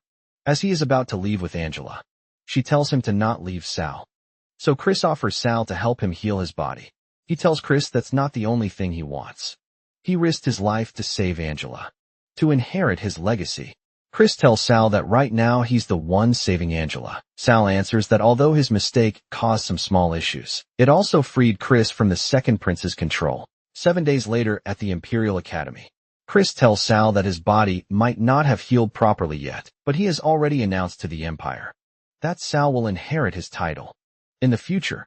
Sal asks if that makes him the public enemy of the Imperial Academy. Now so, Chris tells him that he can choose to not be his disciple at any time. As they walk down the hall, Some students talk among themselves about rumors regarding Saul, that he's the one who killed his own brother or even his whole family. Sal tells Chris that his inheritance is not the only thing he wants. A mere group of hostile students could never stop him. Meanwhile, William, a commoner student and gold sword master, interrupts and says that Sal is a villain who has harmed his own blood brother and a shameless scoundrel who deceived Sword Saint Chris with his schemes. He challenges Saul to a duel to strip him of all his honor. Saul thinks to himself that such an overwhelming hostility can barely conceal the murderous intent. This could only be the work of the second Prince Sandrew, behind those bandits. Sal thinks it's his plan to use William's sense of justice to deal with Sal while he's severely injured. William tells Sal that if he can't dare to accept the challenge, he should leave Sword Saint Chris and abandon his noble title. Sal pulls out his sword and thinks to himself that when he met William for the first time in his previous life, he challenged him to a duel because he was used by others. Sal didn't expect this to happen again after he was reborn, but for old time's sake he decided to do it. Sal accepts the challenge and tells William that if he loses, he wants his eternal loyalty. As William and Sal face each other in a duel, the other students show their disdain for Sal and tell William to teach him a lesson, that the Imperial Academy isn't a place where any stray dogs or cats can enter. William takes a run at Sal with the Imperial swordsmanship, charging heavy cleave. Sal uses his blood demon sword and effortlessly blocks the attack. He tells William to admit defeat because he's no match. However, William uses his swordsmanship and rage skill now, and Sal just used Bloodlight Stealing Shadow, so he needs at least 10 seconds before he can use it again. William attacks with his ultimate combo that he mastered when he was at the Imperial Academy, but Sal dodges again. William knows blood magic is different from other forms of magic. In his current condition, Sal can barely manage the second technique of the blood demon swordsmanship, which is at the level of a silver sword guardian. If Sal uses his third technique, he might not just trigger the blood demon phantasm, but also cause his newly recovered body to collapse again. But William's loyalty is something Sal is willing to risk his life to get. Sal uses his 1000 blood shadow blade skill and swings his sword at William, but spares him. William is surprised to see the moves, for he didn't even know swordsmanship could do such a thing. Sal tells William that seeing his expression once again makes him really nostalgic. However, as Sal gets demonized once again, William notices there's something wrong with his bloodlust. Chris recognizes that he used blood magic. Seeing this, the students think Sal must be an evil villain who kills indiscriminately and deserves to die. As William stops them, they tell him to stay back. There's nothing more he can do. But William refuses and tells them Sal has earned his eternal loyalty, and even if he's an evil person, he will protect him and die before he does. Chris sees Sal as himself when he was younger. He tells the students taking advantage of someone's peril is not the style of the Imperial Academy students. Once Sal recovers, there will be plenty of opportunities for them to compete with him. As Chris leaves with Sal, Moran Shivit, the second son of the Shivit family, asks the second prince what they should do. The second prince tells him that he remembers. Sal entered the academy through a noble recommendation and asks him to come to the trial mission hall with him. Meanwhile, Andrea tells Professor Cassidon that he wants to help Sal, and only she can deal with the blood demon phantasm affecting him. Professor Cassidon tells her it's better for her to stay away from him, because what he practices is evil. Blood magic. Andrea points out that he said that the magic faction and the ethics of magic are unrelated. However, he tells her that the majority of them are unrelated, but blood magic is different from other magic. On the other end, Chris tells Sal that if he wants to master blood demon swordsmanship perfectly through blood magic, he must possess absolutely perfect mental power, willpower, and physique. He adds that in the past 7 days, he went through great pains to help Sal recover. He taught him how to use the bloodline magic, power of blood magic, to replace physical strength in using blood demon swordsmanship and in controlling and enhancing his body. Chris tells Sal that if he wants to cripple himself so badly, who will settle his vendetta with the Cooper family. And is this how he's going to repay him? By using his body that hasn't fully recovered yet. Sal tells him that he's not that naive, but some things are worth risking everything for. Chris asks what if he had died or harmed others, but Sal tells him he believes his master would not tolerate his disciple heir going mad and committing massacre. Meanwhile, George Brandon, the head of the Combat Academy branch, stands at their door and coughs to grab their attention. Chris asks him what he's doing here because he isn't welcome here. George tells Sal that he's a noble recommendation student. According to school regulations, he has to complete the trial mission within 1 week to prove his eligibility to stay at the combat academy. As George leaves, he tells Chris to not let his little schemes affect the normal teaching order of the school. The headmaster may be lenient with him, but he won't be. Sal asks Chris if he has a feud with him. Chris tells him it's just a blade that anyone can use, and calls George an old, stubborn fool who was lucky not to die in his hands. He tells Sal that as long as he doesn't break the rules, he won't have to care about George. Chris tells Sal to go and make preparations, because if the mission is personally arranged by that old, stubborn man, it won't be easy. That night at the entrance of the wilderness secret realm stood the second prince and Moran Shavat. The second prince tells him the trial mission that George Brandon assigned to Sal is in this secret realm. He tells him to go in ahead of time and pour the potion into the water source. As for how crazy he'll get it, all depends on when Chris stops holding back and moves to kill him. The next day, Sal tells William that he was going to find him. After accepting the mission, William tells him that the mission won't be easy to win, but Sal tells him that he already knew this because George dislikes his master, so he will intentionally make things difficult for him. However, William tells him the current situation is very complicated. Everyone is gathered at the Grand Hall, waiting for Sal to make a fool of himself. As they reach the desk, Felix asks for their name in school. Sal tells him he's here to accept the trial mission. Felix tells them that due to a mutation in the secret realm, the difficulty of student Sal's trial mission has been elevated to highly dangerous. Now it requires a team of at least 4 people. William tells him to change to a solo normal difficulty mission, but Felix tells him that's suitable. Solo missions will only be announced next week, but as per the Academy's regulations, Sal must complete the trial mission within 3 days to officially join the Academy. Felix mischievously asks Sal if he's going to find a way to gather enough people, or if he's going to safely leave the Academy. One of the students objects to why Felix is even talking to him. If it were him, he would have closed for 3 days. To prevent Sal from accepting any missions, Sal asks Felix if he really thinks he can't find any teammates, and Felix replies that it doesn't matter to him. But no one else seems to want him to enroll in the Academy and become a lackey like William. Sal pulls out his blood sword and tells Felix that, if he can find enough teammates, he wants Felix to kneel and admit that he's blind despite having eyes, and apologize to William for shaming him. Felix tells Sal that unless he kills him, he shouldn't even think about making him kneel. Sal tells him he won't kill him, but he will report everything to Master Chris, who will take action to protect his disciple. As Felix tells Sal to speak, after he gathers enough teammates by tonight, Gloria, Andrea, and William offer to join Sal's party. Sal calls Felix the senior, with squinty eyes, and tells him to register him for the mission, and then kneel and apologize. Seeing Sal make Felix kneel, one of the students says that, as expected, a villain is a villain. Senior Felix was only following the rules, and now he's resorting to using Master Chris's name to bully others. As they leave, William tells Sal that he doesn't need to go to extremes for his sake, but Sal tells him that as long as they don't do anything wrong, they shouldn't let trash stand above and do whatever they want. Meanwhile, Felix is furious after being humiliated and tells George that he wants to go and kill Sal personally, but George tells him that he must follow the rules. Remember the shame he felt today and convert it into strength. That way he can extract Sal's life away like the Grim Reaper, while following the rules.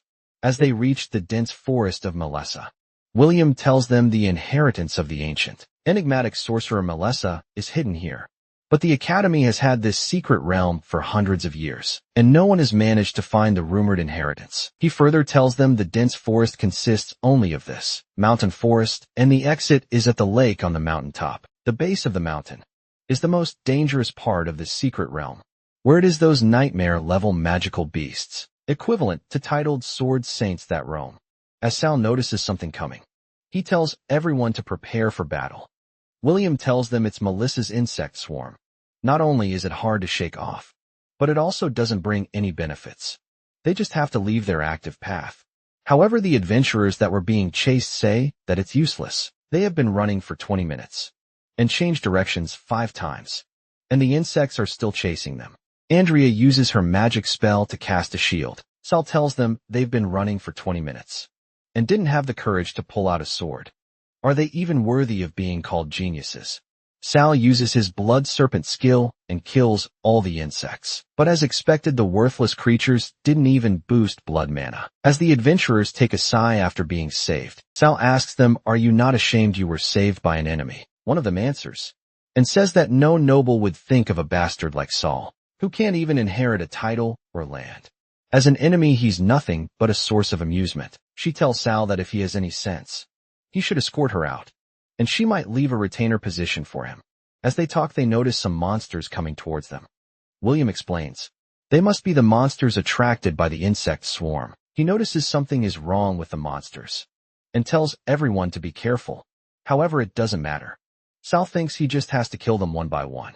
The Cooper family's blood demon swordsmanship is a type of swordsmanship inheritance, with blood magic as its core.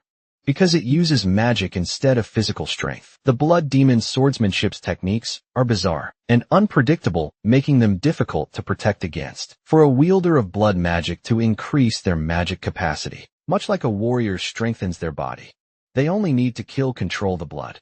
Use the blood. This is the core of blood magic. While a blood mage cannot advance rapidly due to their fragile body, a swordsman has no such weakness, no matter how much magic is in the blood.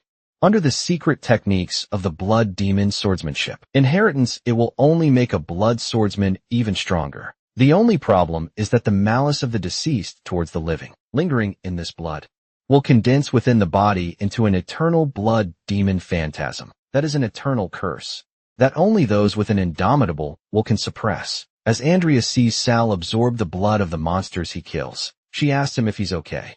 Sal tells her to not worry. With Master Chris regulating his power, he'd be fine against these mere high-level magical creatures. As Sal uses blood magic and gets consumed with it, Andrea casts the wall of stars to protect the others. Gloria asks if this is like that time in the dragon lair. Andrea tells her it feels different. And before she explains how different, Starlight interrupts her. She says that there's nothing to be conflicted about. Those who practice blood magic will all eventually descend into madness. It's just common knowledge. The first and second heads of the Cooper family went mad because of the blood magic. It is said that the current head became the Silent Sword Saint to isolate the influence of blood magic on the family's bloodline. Andrea asks the noble girl to combine for her the Starling technique, but she tells Andrea it's useless to use this kind of spiritual residence on Sal. She's only courting death. As Andrea enters Sal's spiritual world, she sees the demon phantasm, who pities that there's someone willing to risk their life for Sal. She asks what he did to Sal. The demon answers that it wasn't him. It was Sal who ate something he shouldn't eat.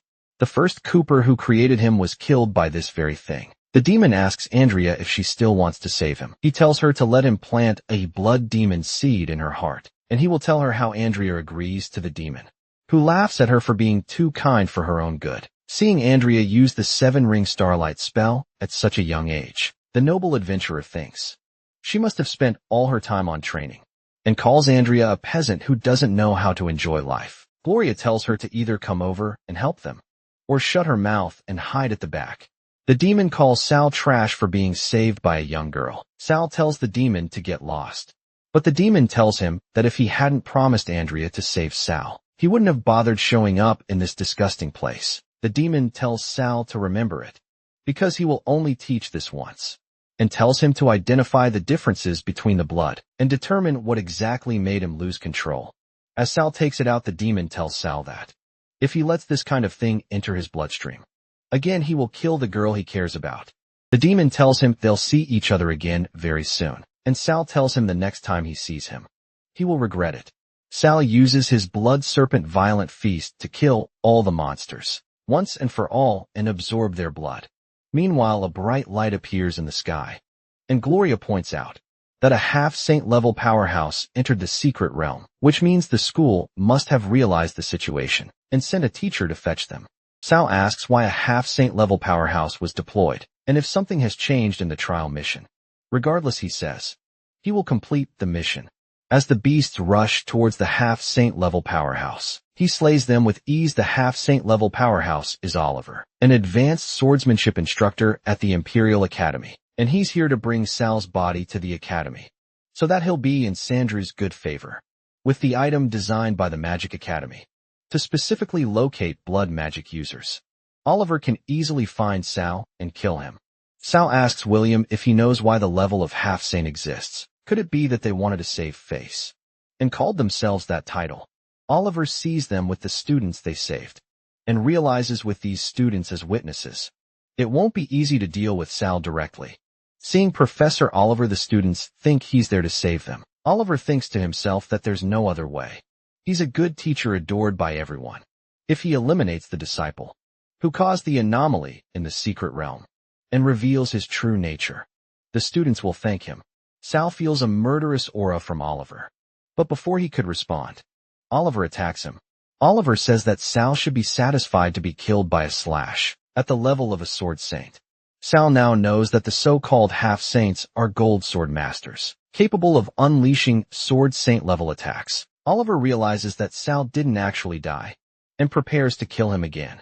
The blood demon Phantasm previously taught Sal to detect poison in his bloodstream using blood magic, but Sal realizes this isn't poison. This is something different.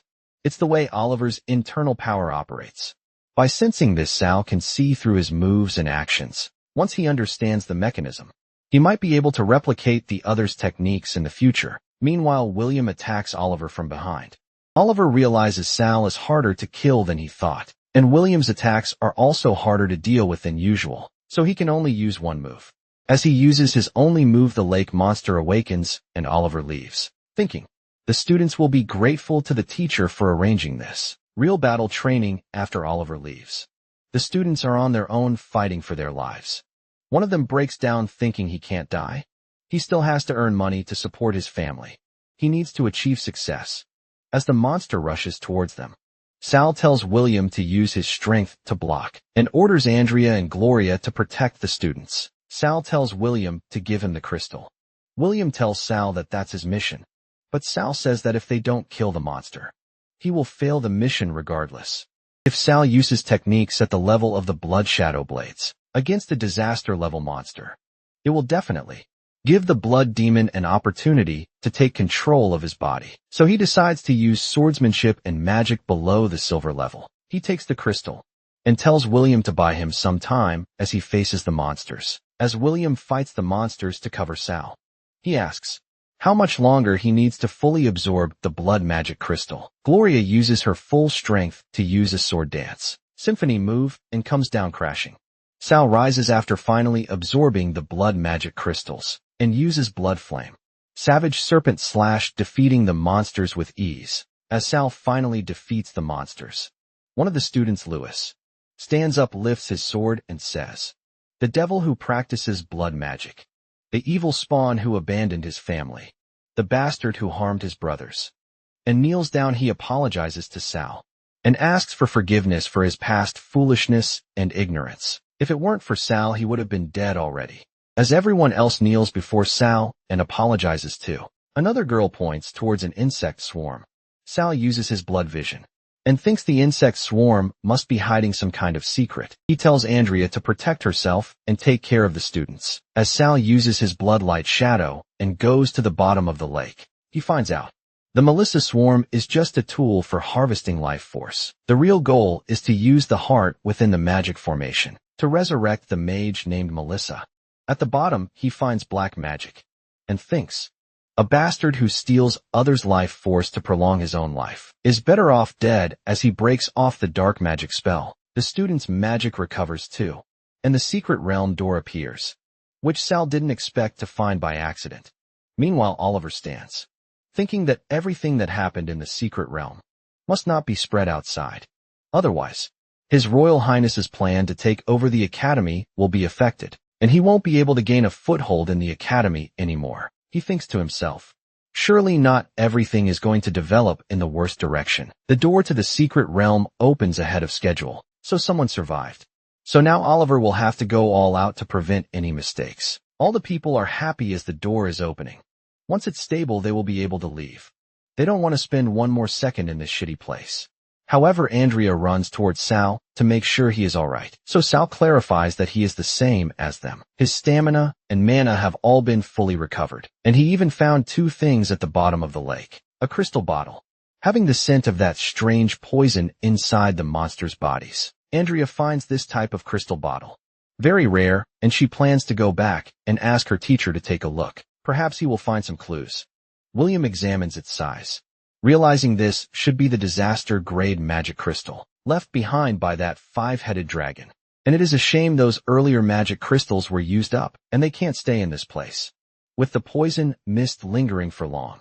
The Cooper family's children bring the magic crystals they have collected before too, so that Sal can use them to complete the mission. Sal is finally accepted by everyone. Oliver, on the other hand, thinks everything that happened in the secret realm must not be spread outside. Otherwise, His Royal Highness's plan to take over the Academy will be affected, and he won't be able to gain a foothold in the Academy anymore. He wonders if everything is always going to develop in a worse direction, even if the door of the secret realm opens before schedule. So he is curious about who survived and decided to go all out to prevent any mistake. He angrily comes out of the corner, questioning them why they can't just die quietly in the secret realm and attack Sal. Immediately, however, Sal was alert and used his bloodlight stealing shadow skill to defend himself from that attack. Gloria and Andreas are stunned by witnessing this, because they weren't expecting Oliver to attack. Suddenly, when Oliver doesn't stop, Sal counterattacks him, revealing that he has seen his death and the person who should really die is him. But suddenly George interrupts, telling them to stop, and questioning Oliver if he has any idea what he is doing. But Oliver reveals that he is killing the evildoer who poisoned the secret realm. Everyone who hears this gets in utter disbelief, wondering if they are actually poisoned. To find evidence about this, Geddes opens a magic scroll. It can identify the scent of the poison, and if the culprit is among them, the scroll would immediately find him. They all wonder if Sal really poisoned the secret realm, but he just saved them perhaps. He used a taboo substance for the sake of completing his mission, and took the opportunity to save them, at the same time completely turning his reputation around. George laughs from inside, finding everyone a bunch of fools, as they let themselves be manipulated so easily, destined to remain pawns their entire lives. He smirks, asking Sal if he has anything to say, though. Sal smirks back, admitting that it is always easy to frame someone for a crime by finding a pretext, and that is when he grabs George, making him wonder how is he so fast. And if this is actually the true power of a sword saint, the fact that he can't actually use his strength after being grabbed by him is unreal. Suddenly, he mockingly laughs, reminding Sal, according to Article 367 of the Academy rules, faculty and staff have the right to kill anyone who attacks school staff without reason instantly. He possesses his staff, refers to Sal as the direct disciple of Chris, and tells him to accept his punishment. The moment Sal is about to be attacked, the headmaster enters the scene, telling George to wait. This isn't the time. George quickly turns back, showing him the bottle he found in Sal's possession, using the magic scroll he gave to George.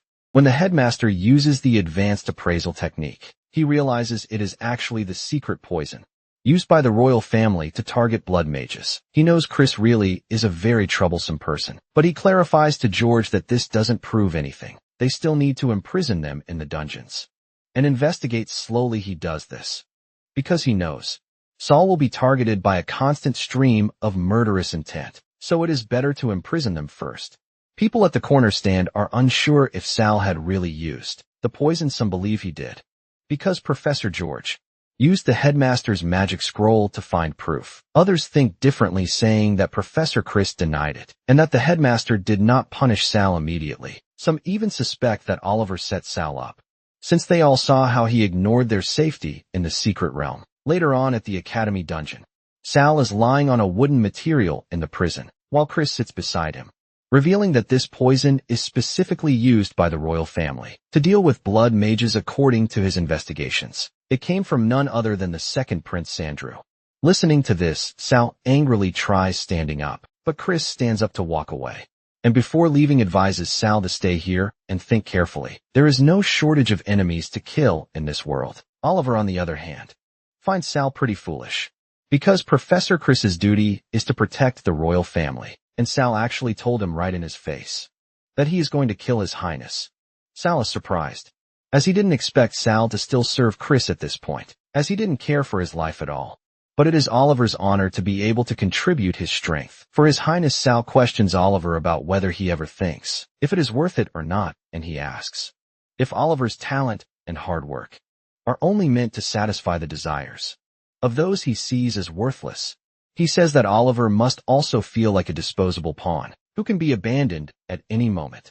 So he asks if Oliver has anything else in his life, like his family or something to care about. Sal then gives him an option, that if he is willing to confess everything about the secret realm to Headmaster Albus, he promises to help him break free from the control of the second prince. Though Oliver tells him to shut up as he won't betray his family, later on a guy comes to inform them that His Highness has arranged a duel for Oliver and Sal in the beast fighting arena. He hands Oliver a vine through the gap in the prison gate, explaining, "This precious vine of life will bestow upon him the final glory." Oliver assures the guy to follow His Highness's orders, even if he dies. The guy is glad that he understands His Highness accepts his loyalty, but the fact that he will definitely die if he uses the vine of life raises the question, what is the point of obtaining glory after death? At the Empire's beast fighting arena, the audience cheers in excitement. As tonight's duel will follow the most ancient rule, the two warriors will fight under the attack of a magical beast, whether by killing their opponent or teaming up to slay the beast. The last warrior standing will receive their cheers and a reward from His Highness, the second prince. The duel officially begins when the magical beast awakens. The moment the duel begins, Oliver confidently attacks Sal with his sword, assuming he has already seen through Sal's blood magic sword technique. So as long as he expands his area of impact, his bloodlight tricks will be useless. But that doesn't go like the plan, and Sal easily attacks Oliver with his sword. As a 4-year-old, who is painstakingly trained in the sword and possesses an S rank, sword talent is nearly impossible to defeat and too talented. Looking at the fight, the second prince wonders why Oliver is not using the potion, and asks his men to bring Grace, Oliver's mother, and the second prince's cookover. When Oliver looks behind, he sees his mom standing with the prince, which makes him worried about what will happen to her if he fails. Because of the circumstances, he drinks the potion, and while running towards Sal, he requests him to lose to his mother. Before he can figure it out, Oliver uses his sword to throw him into the air. Only with Oliver's sacrifice can his mother survive the night. With this in mind, Oliver runs toward the magic beast, hoping that his death will calm the prince's rage. He also hopes that Sal will accept his death as atonement and save his mother. Oliver is dying and begs Sal to take care of his mother, while the underworld vine core gets connected to his heart. But Sal tells him to take care of his family himself, stay alive so that he can repay him slowly. And that is when Sal puts the sword to him, while using his blood manipulation. Flesh Rebirth skill. The blood of the underworld vine can neutralize the negative effect of the vine of life potion. As the process takes effect, Sal reassures Oliver, telling him to focus on recovering quietly. He also mentions that Master Chris would come later to look after him. Later on, Sandrew meets Sal personally, with a bodyguard standing behind his throne, while Grace, Oliver's mother, is kneeling down before Sandu. Sandu smirks, as he didn't expect blood magic to be so powerful. It can defeat both a disaster-grade magical beast and half a sword saint at the same time. He then sighs and asks Sal for his reward, as he is the victor of the duel. Sal takes a pause and then points out Grace, emphasizing that he wants her. Surprised, Sandrew questions him if he wants her to take revenge on Oliver, but he is impressed at the same time. Finding him a true natural blood magic cultivator, he praises him for having greed, bloodlust, and a desire to wreak havoc on everything flowing in his bones. So he offers Sal to join him and become the new blade in his hands. Listening to this, Sal steps forward towards Sandu, questioning him if he was always so fickle towards his subordinates, because Oliver obeyed his order. But after he dies, his family immediately loses protection. In response, Sal challenges him, asking what would happen if he chose not to follow him. Sandu remains firm, claiming that blood mages are born to be scorned by the world. Only those in positions of great power could offer them protection. He threatens him that he will be expelled from the academy for being the mastermind of the secret realm incident if he doesn't become Sandrew's sword. When the bodyguard sees Sal not agreeing, he then tries attacking Sal for bestowing Sandra's grace, but Sal deflects the attack. Meanwhile, Oliver and Chris enter the scene, and Grace rushes towards Oliver. Hugging him, all the soldiers spot Oliver, Try attacking him, call him an assassin, and make sure he dies. But Sal immediately puts his sword at Sandro's throat to make them stop mocking him for not having a useful authority at all. Sandro stands there unfazed, turning his attention to Chris. As the captain of the Royal Guards, Chris was expected to act immediately, yet he has not killed the assassin, attempting to take the life of a royal family member. Sandro questions him, expressing that his lack of action might mean he has also become a traitor.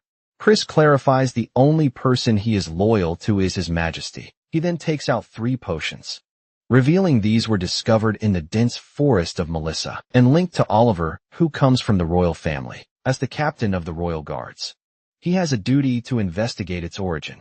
Chris finds it fortunate that Sal saved Angela at that time. Otherwise, he would have been controlled by Sandro like Oliver. However, Sandro knows if he really lets him continue investigating, by the time the truth is exposed, he will be confined by His Majesty.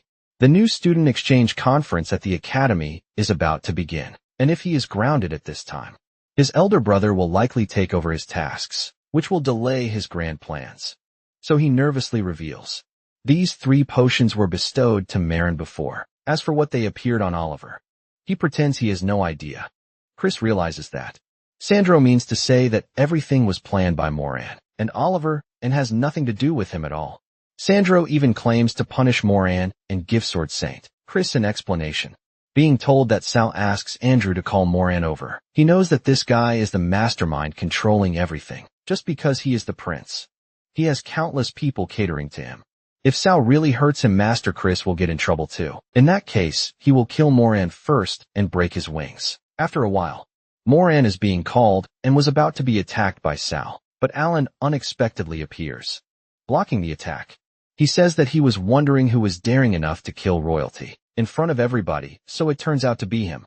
Alan reveals that according to sacred rules of the Empire, Moran is a baron even if he really killed Sal. All he needs to do is apologize to the Cooper family and pay a gold compensation. But Sal didn't die therefore. Moran didn't violate any of the Empire rules. He then meets Sandro apologizing from Sal's side to confront him. So Sandro suggests Alan keep their hunting dog in its cage, instead of him coming out and biting wildly. Alan then turns towards Sal, smirking, and asking him if he is ready to be dragged back into the cage by him. Chris is surprised by Sal's reaction. When the obnoxious guy from the Cooper family insulted him in front of everyone, he actually ignored those words and did not get mad. But Sal knows there is no point in getting angry. He has defeated Alan more than once in the past, but he has the Shadow Oath. As long as he is not dead, the Shadows and the Cooper family will suffer. The Cooper family's matriarch won't let Alan come here on his own to see death, so probably Hira came with him too. After all, the second prince is in charge of the new student exchange ceremony. He will definitely invite the 7 great generational families if he wants to create his own faction to seize authority. In an instant, 2 guards come from behind, aiming to attack Sal and suggesting Chris not be tricked by him. But Sal counterattacks them, which makes them fly into the air before falling on the ground. He clarifies that in this new student exchange ceremony, there will be many S-rank talents far better than the 2 of them, waiting for him to defeat and make allies. So he doesn't have time to fool around with all of them. Chris laughs as he finds Sal matured a little. He then informs Sal that he has arranged a meeting with Headmaster Albus for him. He is very interested in the inheritance of the first blood magic. Sword Saint, perhaps he might be able to teach Sal something new. At the great training grounds of Imperial Academy, Albus asks Sal to use his strongest move to attack him. But Sal nervously denies. This makes Albus laugh, as he realizes that Sal is a kid who respects his elders. So in that case, he makes the first move. Something that makes Sal surprised is Albus using magic without incantation. But Sal gets saved as he has blood magic acting as a buffer. However, this force is no less than a Sword Saint slash at full strength. Now Albus summons his training magic puppet, disclosing he might not be as powerful as at his peak, but he is still dealing with a gold swords master. So Sal should feel free to use his full strength. Hearing this, Sal smiles, agreeing to go all out, and requests Albus to show him more of his skills. Sal then uses swordsmanship, Inheritance's 4th technique, Bloodstorm of Carnage, but Albus suggests that it is very flashy, but the effects leave more to be desired. And it is extravagant, but not practical. So it would be better if he concentrated a bit more. Sal tries taking Albus's command and uses his blood flame skill, but this is burning his own blood energy to increase his damage. Being told that Sal switches to a salvage serpent slash, but Albus finds it too reckless. As the blood demon puppet, will take the opportunity to devour the host. Blood demon feeds on flesh and blood. Sal burning his blood energy will only strengthen the abilities of the blood demon, and Sal forced the activation of a more advanced blood magic sword technique, causing his own blood to be continuously depleted, which ultimately led to a backlash from the blood demon puppet. The blood demon puppet has trapped Sal and is asking Albus to let him go, as he wants to kill them all. Chris interrupts as he is worried that this can't go on, because Sal can't last any longer. Meanwhile, Albus tells him not to panic, as in order to protect Sal, he has to temporarily imprison it. He then tells Sal, before he can master the power of the blood demon puppet, he is forbidden to use blood magic. This makes Sal shocked, as the new student exchange ceremony is about to begin, and it is impossible not to use the techniques he is the most familiar with. Chris tells that is why he has to master it quickly. The core of the blood magic is controlling blood. He will give Sal special training from now on. Albus knows Sal has become addicted to magic techniques, and if this power isn't controlled, it will be a disaster. But the question arises. The armies led by the first and second Cooper were invincible, but they all died in one night. So what really happened, Sal wonders. If it is because the blood magic technique went out of control, yet there are no such records in the Empire's history.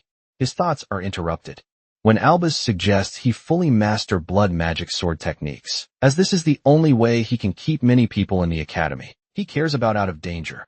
Now Sal and Chris decide to get going for the special training, though the fewer people who know about this secret training, the better. Suddenly, Chris spots a suspicious bird, but then ignores it, thinking the forest gets bigger, and all kinds of birds will appear in the forest. A S-rank prodigy from the forest family, one of the 7 great noble families, is the bird keeping an eye on Sal, as the second prince ordered her to ensure that Sal refrains from using blood demon sword techniques. He is effectively handicapping himself, so she thinks she will definitely be able to eliminate him during the upcoming freshman exchange ceremony. The date for the Imperial Academy's annual new student exchange ceremony has arrived. This is a rare event in St. Gordon, and the seats will usually be full. The audience can not only see the unique talents of the freshmen, but also the family heads of the legendary Duke families, Royal Highness the Second Prince, respected representatives of the Duke's families, and their outstanding teachers and students of the Imperial Academy. This ceremony is hosted by His Highness the Second Prince Sandro. The victor will not only receive priority guidance at the Imperial Academy, but will also earn the appreciation of His Royal Highness the Second Prince and have a wish fulfilled.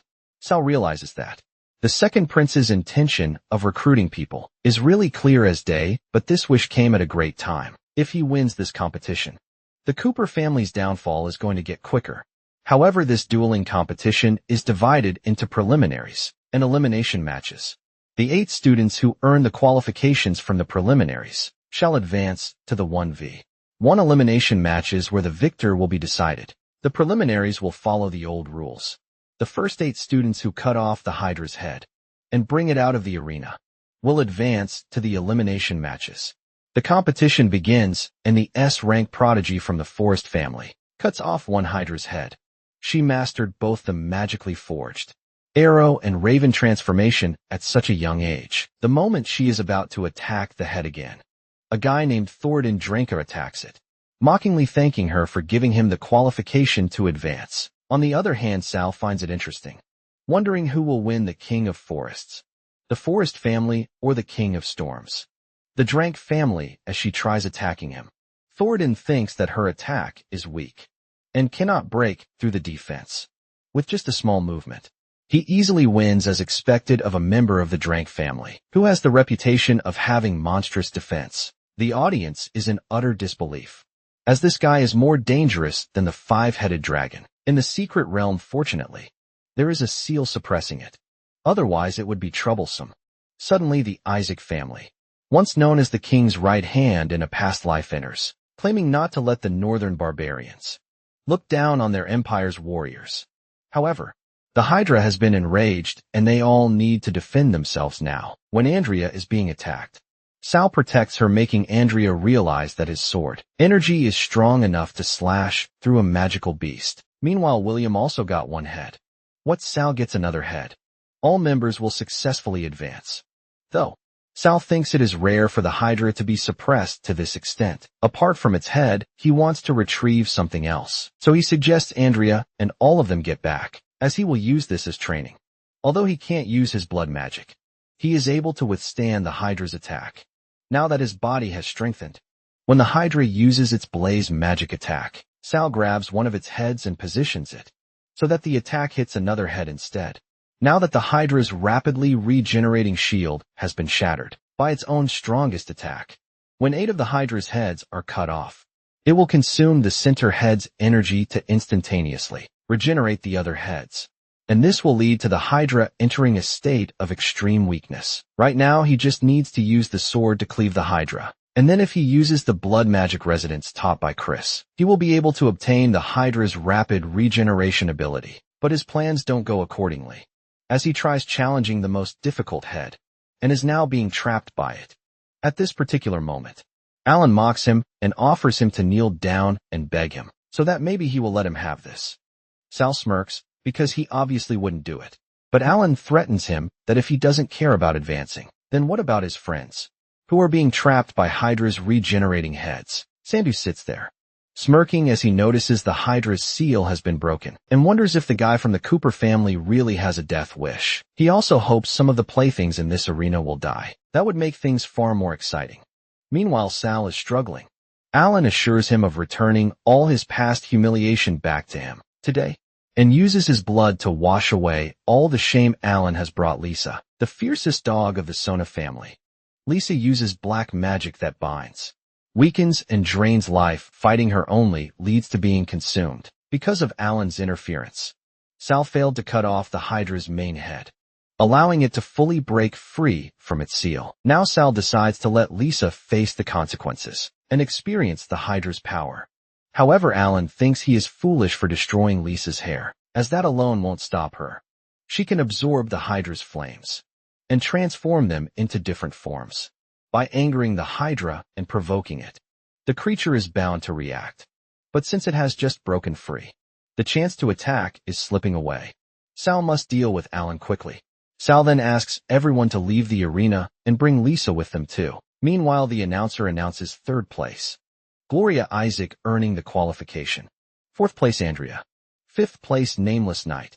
And 6th place, William. When William takes Lisa out of the arena, she is biting his hand, so he makes her understand if she stays inside, it will delay Sal from resolving vendetta with Alan, and that she doesn't need to waste her life protecting that scum human. As the announcer announces the 7th position is of Lisa, William assures her that this is the qualification she has earned on her own. He hopes that in the next competition. On the other hand, Alan's anger doubles when he realizes his dog has betrayed him, though Sal mocks him, because now no one is taking his damage and he will die. But Alan is too confident of becoming the last person to advance, and Sal only being worthy to become the Hydra's food. But Sal laughs and quickly attacks the Hydra, thanking Alan as he wouldn't be able to cut off the Hydra's head so easily without him, as he has helped him to complete the ritual. When the Hydra is at its weakest, Chris once mentioned that there is an ancient blood magic ritual recorded in ancient books. By mixing his blood with the beast's, he will be able to form a resonance through blood magic, and that is exactly what he did. Sal has even received the S rank ability, Rapid Regeneration. Any flesh damage received will be swiftly repaired at the moment of injury, and eliminate the negative effects of pain. At this point, humans can achieve a high level of blood synchronization with magical beasts. Instantly, he cuts off Alan's arm, but now he won't be able to regenerate it. Sal, after cutting it off, received Hydra's a rank ability, Corrosion, instantly devouring the target's vitality. He then asks Alan if, as the master of the Shadow Oath, he experienced what the shadows feel. Ignoring the question, Alan's eye widens as he understands now how he has survived until now, but assures Sal that this wouldn't work anymore, as any damage he receives will be transferred to the endless shadows. Sal sighs as he realizes Alan doesn't understand the Shadow Oath, the one acting as the shadow. cannot transfer damage they endure on behalf of the master to another shadow. Now that he has received the hydro-regenerative talent, this level of attack won't deal any damage to him, and he won't feel any pain. When Sal attacks Alan, he begs Sal to just kill him, but he won't, because he wants Alan to live with this dirty and painful life, fearful of when the next suffering is going to come. Sal then takes the main head with him and shows it off in the air, while the announcer announces that the 8th place is earned by Sal. Cooper, though Thoradin from the audience, witnesses the scene. Sal shows off the main head of Hydra, which no one has even slain. Realizing this person is very powerful, Sal also notices Thoradin, knowing he has possessed extraordinary defensive abilities and the rumored secret technique of the dragon taming. He is looking forward to facing him. The one-on-one elimination match will be held tomorrow. For the first match, Thoradin Drago will be facing off against Sal Cooper. The next day, the duel begins. Though Sal has realized that he is fighting such a strong opponent, like Thoradin in the first round of the elimination match, it is obvious that the second prince is targeting him. His attention then shifts to Thoradin, who is coming towards Sal to attack him with his axes. It was a powerful strike, and the speed is fast too. But Sal, being agile, defends himself from the axe's attack. Thoradin assumes that Sal is probably afraid of fighting him head-on. That is why he is jumping around like a loach. That being said, Sal steps forward, jumping on the axe and making it hit the ground, smirking and taunting Thoradin for being scared, as he is the one hiding afar and using weapons to attack. Hearing this insult, Thoradin tries punching him, but Sal blocks the punch by holding Thoradin's fist. But Sal praises him as he is not big, but his strength is pretty impressive, though Thoradin realizes it is a cunning move, infuriating him and then launching a sneak attack. His anger doubles, he grabs his weapons and combines his attacks. The fact that Sal finds his defense ridiculous, even the combined attacks of Ring, Thorns and Corrosion failed to cause any wounds. Thoradin then aims for Sal's face, but he uses his blood magic, resonance skill to stop Thoradin's movement. This makes Thoradin angrier, and he summons Thorfacia, who is named after her agility and ice powers. Her personality is quite incompatible with the fiery Thoradin. On the other hand, Chris finds it unfair, because the school rules dictate that summoned beasts cannot participate in the elimination matches. Though the speaker agrees with him, rules are rules, but as a dragon knight, Thoradin is exempted from them. And if he is not happy, Sal can summon a dragon too. Back to the duel, the dragon blows ice towards Sal, which surrounds him. He knows it won't end well for him if this drags on. He needs to find a way to get closer to his opponent. Sandrew praises Thoradin, so his father thanks him and brags that he is his proudest child, as the only member of the Drank family in a century to form a contract with a dragon, and with his ability to use fascia to communicate with heaven and earth, to channel the power of sky lightning. He will undoubtedly lead the Draken family and the dragon race to a glorious future. While Thoradin makes Sal face the strongest attack of the dragon, night smoke surrounds the surface, making him assume that Sal dies, and arrogantly claims to be able to die from such a powerful lightning strike is Sal's greatest honor. But as the smoke starts to disappear, a voice breaks in it, is Sal telling Thoradin not to be happy. Yet Sal has obtained Magic Dragon, an S-rank skill magic immunity, able to absorb and be immune to all ice, fire, lightning, and all other natural magic. Everyone is shocked to see another dragon, a magic dragon that was rumored to be extinct. Only natural disasters can help a magic dragon to advance its abilities in the previous life. Alan obtained the magic dragon but couldn't get it to evolve. But this magic dragon is in its evolved form. Thunder Flame Magic Dragon. SS rank species able to use magic of 3 attributes: wind, lightning, and fire at the same time. With a blow from the dragon, Thoradin is knocked out and the whole crowd goes crazy. Witnessing such power, Sal realizes this is what it feels like to stand under the sunlight. This is a glory that a shadow like him would never have gotten. Meanwhile, Thoradin's father is furious, calling Sul a thief who stole the treasure of the Dranka family, asking to return his magic dragon to him. He throws an axe at Sal, but his magic dragon protects him, and Sal sits there on his dragon unfazed, threatening him to show him the reality. Today in this world, with only weapons and the dragon cavalry troops who can fly, they are undoubtedly the most powerful combat force. In order to ensure the balance of inherited power among all families, he killed all magic dragons in a single battle. The remaining magic dragon eggs were sealed in the Water Crystal City, and the key was split into two, kept separately by the Cooper family and Isaac family. Thoradin's father sees the lightning erupting from the dragon, but still says that the magic dragons didn't go extinct, though dragons are the most loyal creatures. A dragon that has acknowledged its master will never betray them, and forcefully abducting it will only push it into suicide. However, he asks Saul if the dragon has any other siblings, and asks its whereabouts. Because if the Dranka family can obtain a dragon, they would definitely become the leader of the 7 great families. But Sal reveals it is the last surviving magic dragon in this world. All the remaining dragon eggs were destroyed. The old guy doesn't understand who gave that order, so Sal comes near him asking who he thinks is the one who least wants to see the Dranka family return to its former glory, as sometimes subservience doesn't necessarily lead to protection. So the old guy realizes that this could be the second prince. Despite that, the second battle is between William and the girl from the forest family who comes from the forest Luna. Sal informs William that they are the best at making traps, to hunt prey efficiently therefore. He needs to use his speed to get close and end the battle with his fastest strike. Otherwise he would fall into a defensive position. Luna charges for her attack, but William uses his Empire sword technique in return, but she blocks it meanwhile. Sal didn't expect Luna to deploy her defenses so quickly. William's attacks are powerful, but it is easy for the opponent to predict them in advance. At this time, it is best to use Luna's attack to break free from the vines, and take advantage of her slowed reaction after the attack, to quickly get close and counterattack. But William uses the explosive energy from the Empire sword technique to get away from the vines. But while explosive energy can break from the vines, it uses up a lot of stamina. William uses all the attributes of the sword technique, but suddenly Luna disappears. And when William searches for her, she is right behind him, taunting him for only learning the sword technique. But that is all there is to it. And the fact that William can't even move now is the effect of hallucinogenic plants. It turned out that Luna had planted seeds of fly agaric inside the vine's thorns from the very beginning. Once the vines are destroyed, the fly agaric will grow wildly.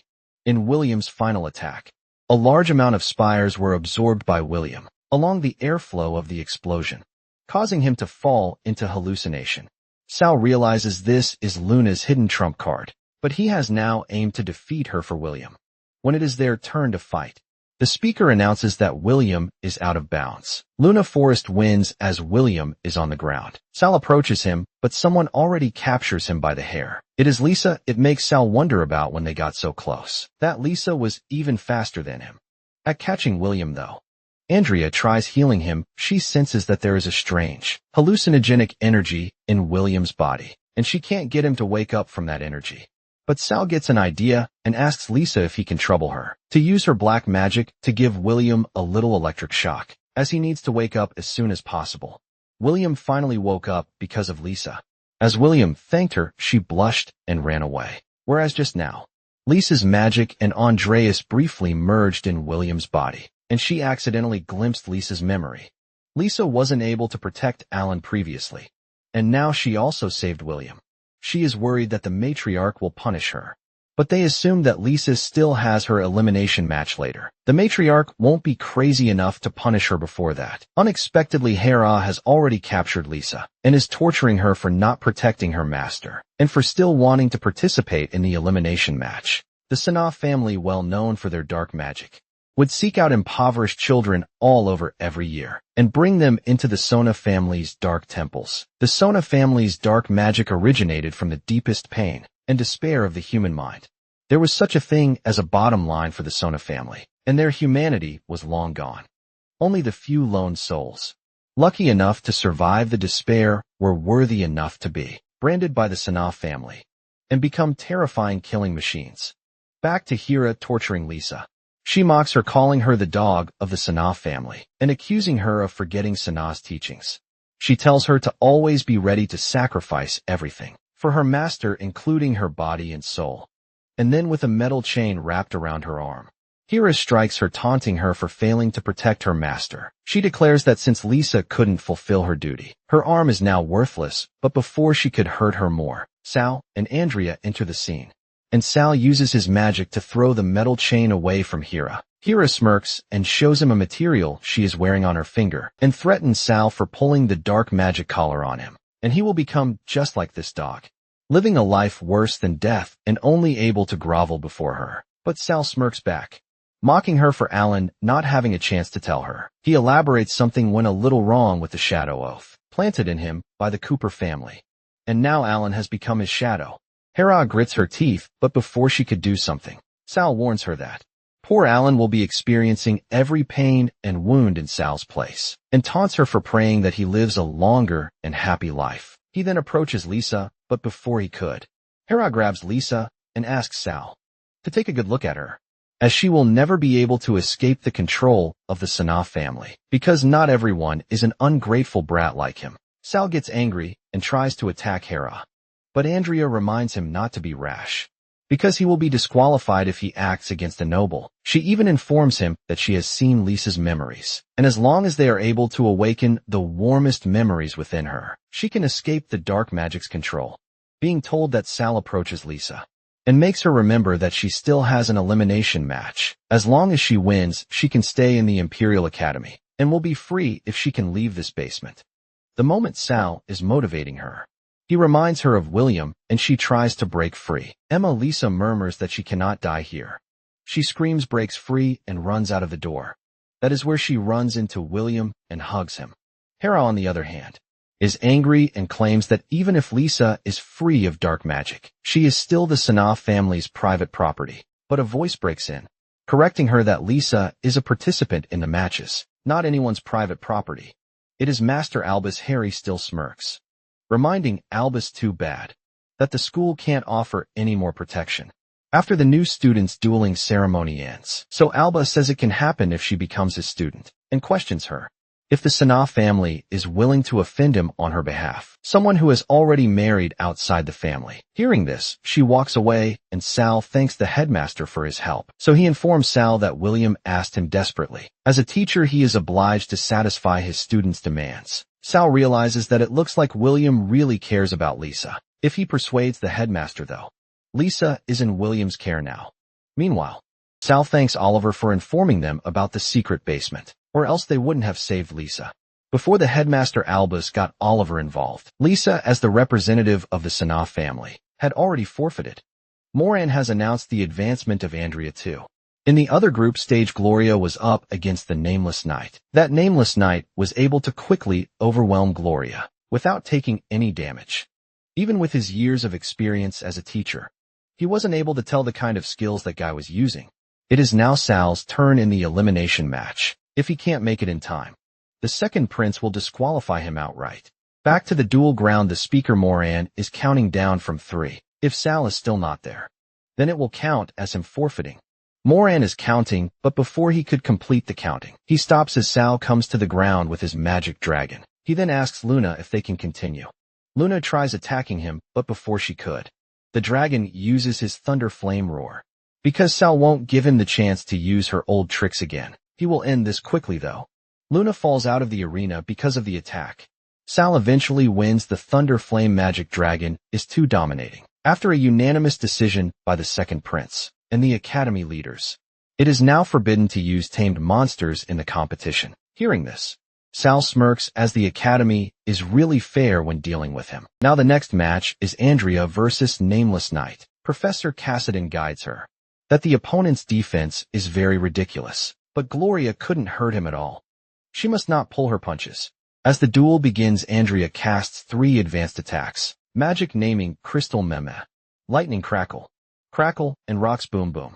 Cassidon sarcastically says that he finds the name pretty adorable, but the Nameless Knight reveals that Andreas's attacks are ineffective. Against him, Sal is also shocked, because how could the attacks disappear for no reason? Though the guy confesses that the scales of power will send back something equal. In return, Sal has realized that the guy is going to use his ultimate. It is wind magic. Not only can it swallow attack energy, but it can also borrow the power of the wind to launch a counterattack. With the blow, Andrea is out of the arena and the Nameless Knight wins. It is an immediate win. His power seems to be stronger than the other opponents. Sal carries Andrea as she is injured though. Moran announces that the final battle will be between Sal and the Nameless Knight. The winner will become the new head of the academy. And all the students, both commoners and nobles, will follow his lead during their time in school. The final begins now as the Nameless Knight and Sal stand face to face. Sal admits that the Knight is the strongest opponent he has faced, but today's victor will only be his. As the fight continues, the Knight reveals that Sal is the first person to bring the sword to his neck, but tells him not to be happy yet as the victor hasn't been decided. The Knight then equips the Angel Wings, an S-rank multifunction weapon able to attack, defend, and change its form. It is the treasure of the Empire's auction house, and is worth as much as a city. He has formed a shield with it, surrounding himself with a super strong hurricane to form a stable, absolute spatial defense. Sal realizes that this person is not simple, as the wing form is activated, fused onto the body and strengthens the body's strength and speed, and can accumulate sword energy in the wind until it is released. As the battle heats up, Chris realizes this is the guy he taught in the past. Moran informs Sandrew about it as well, and he is also shocked, as he didn't think that he would dare to show up here.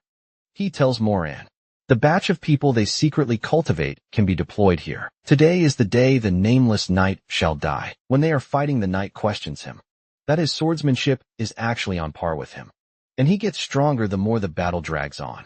So how is that possible? Sal smirks, asking him if he thinks that the blood magic is only used to entrap him. That said, Sal activates the blood lava skill, uses blood to construct a lava domain, and can establish a link with Sal at any time.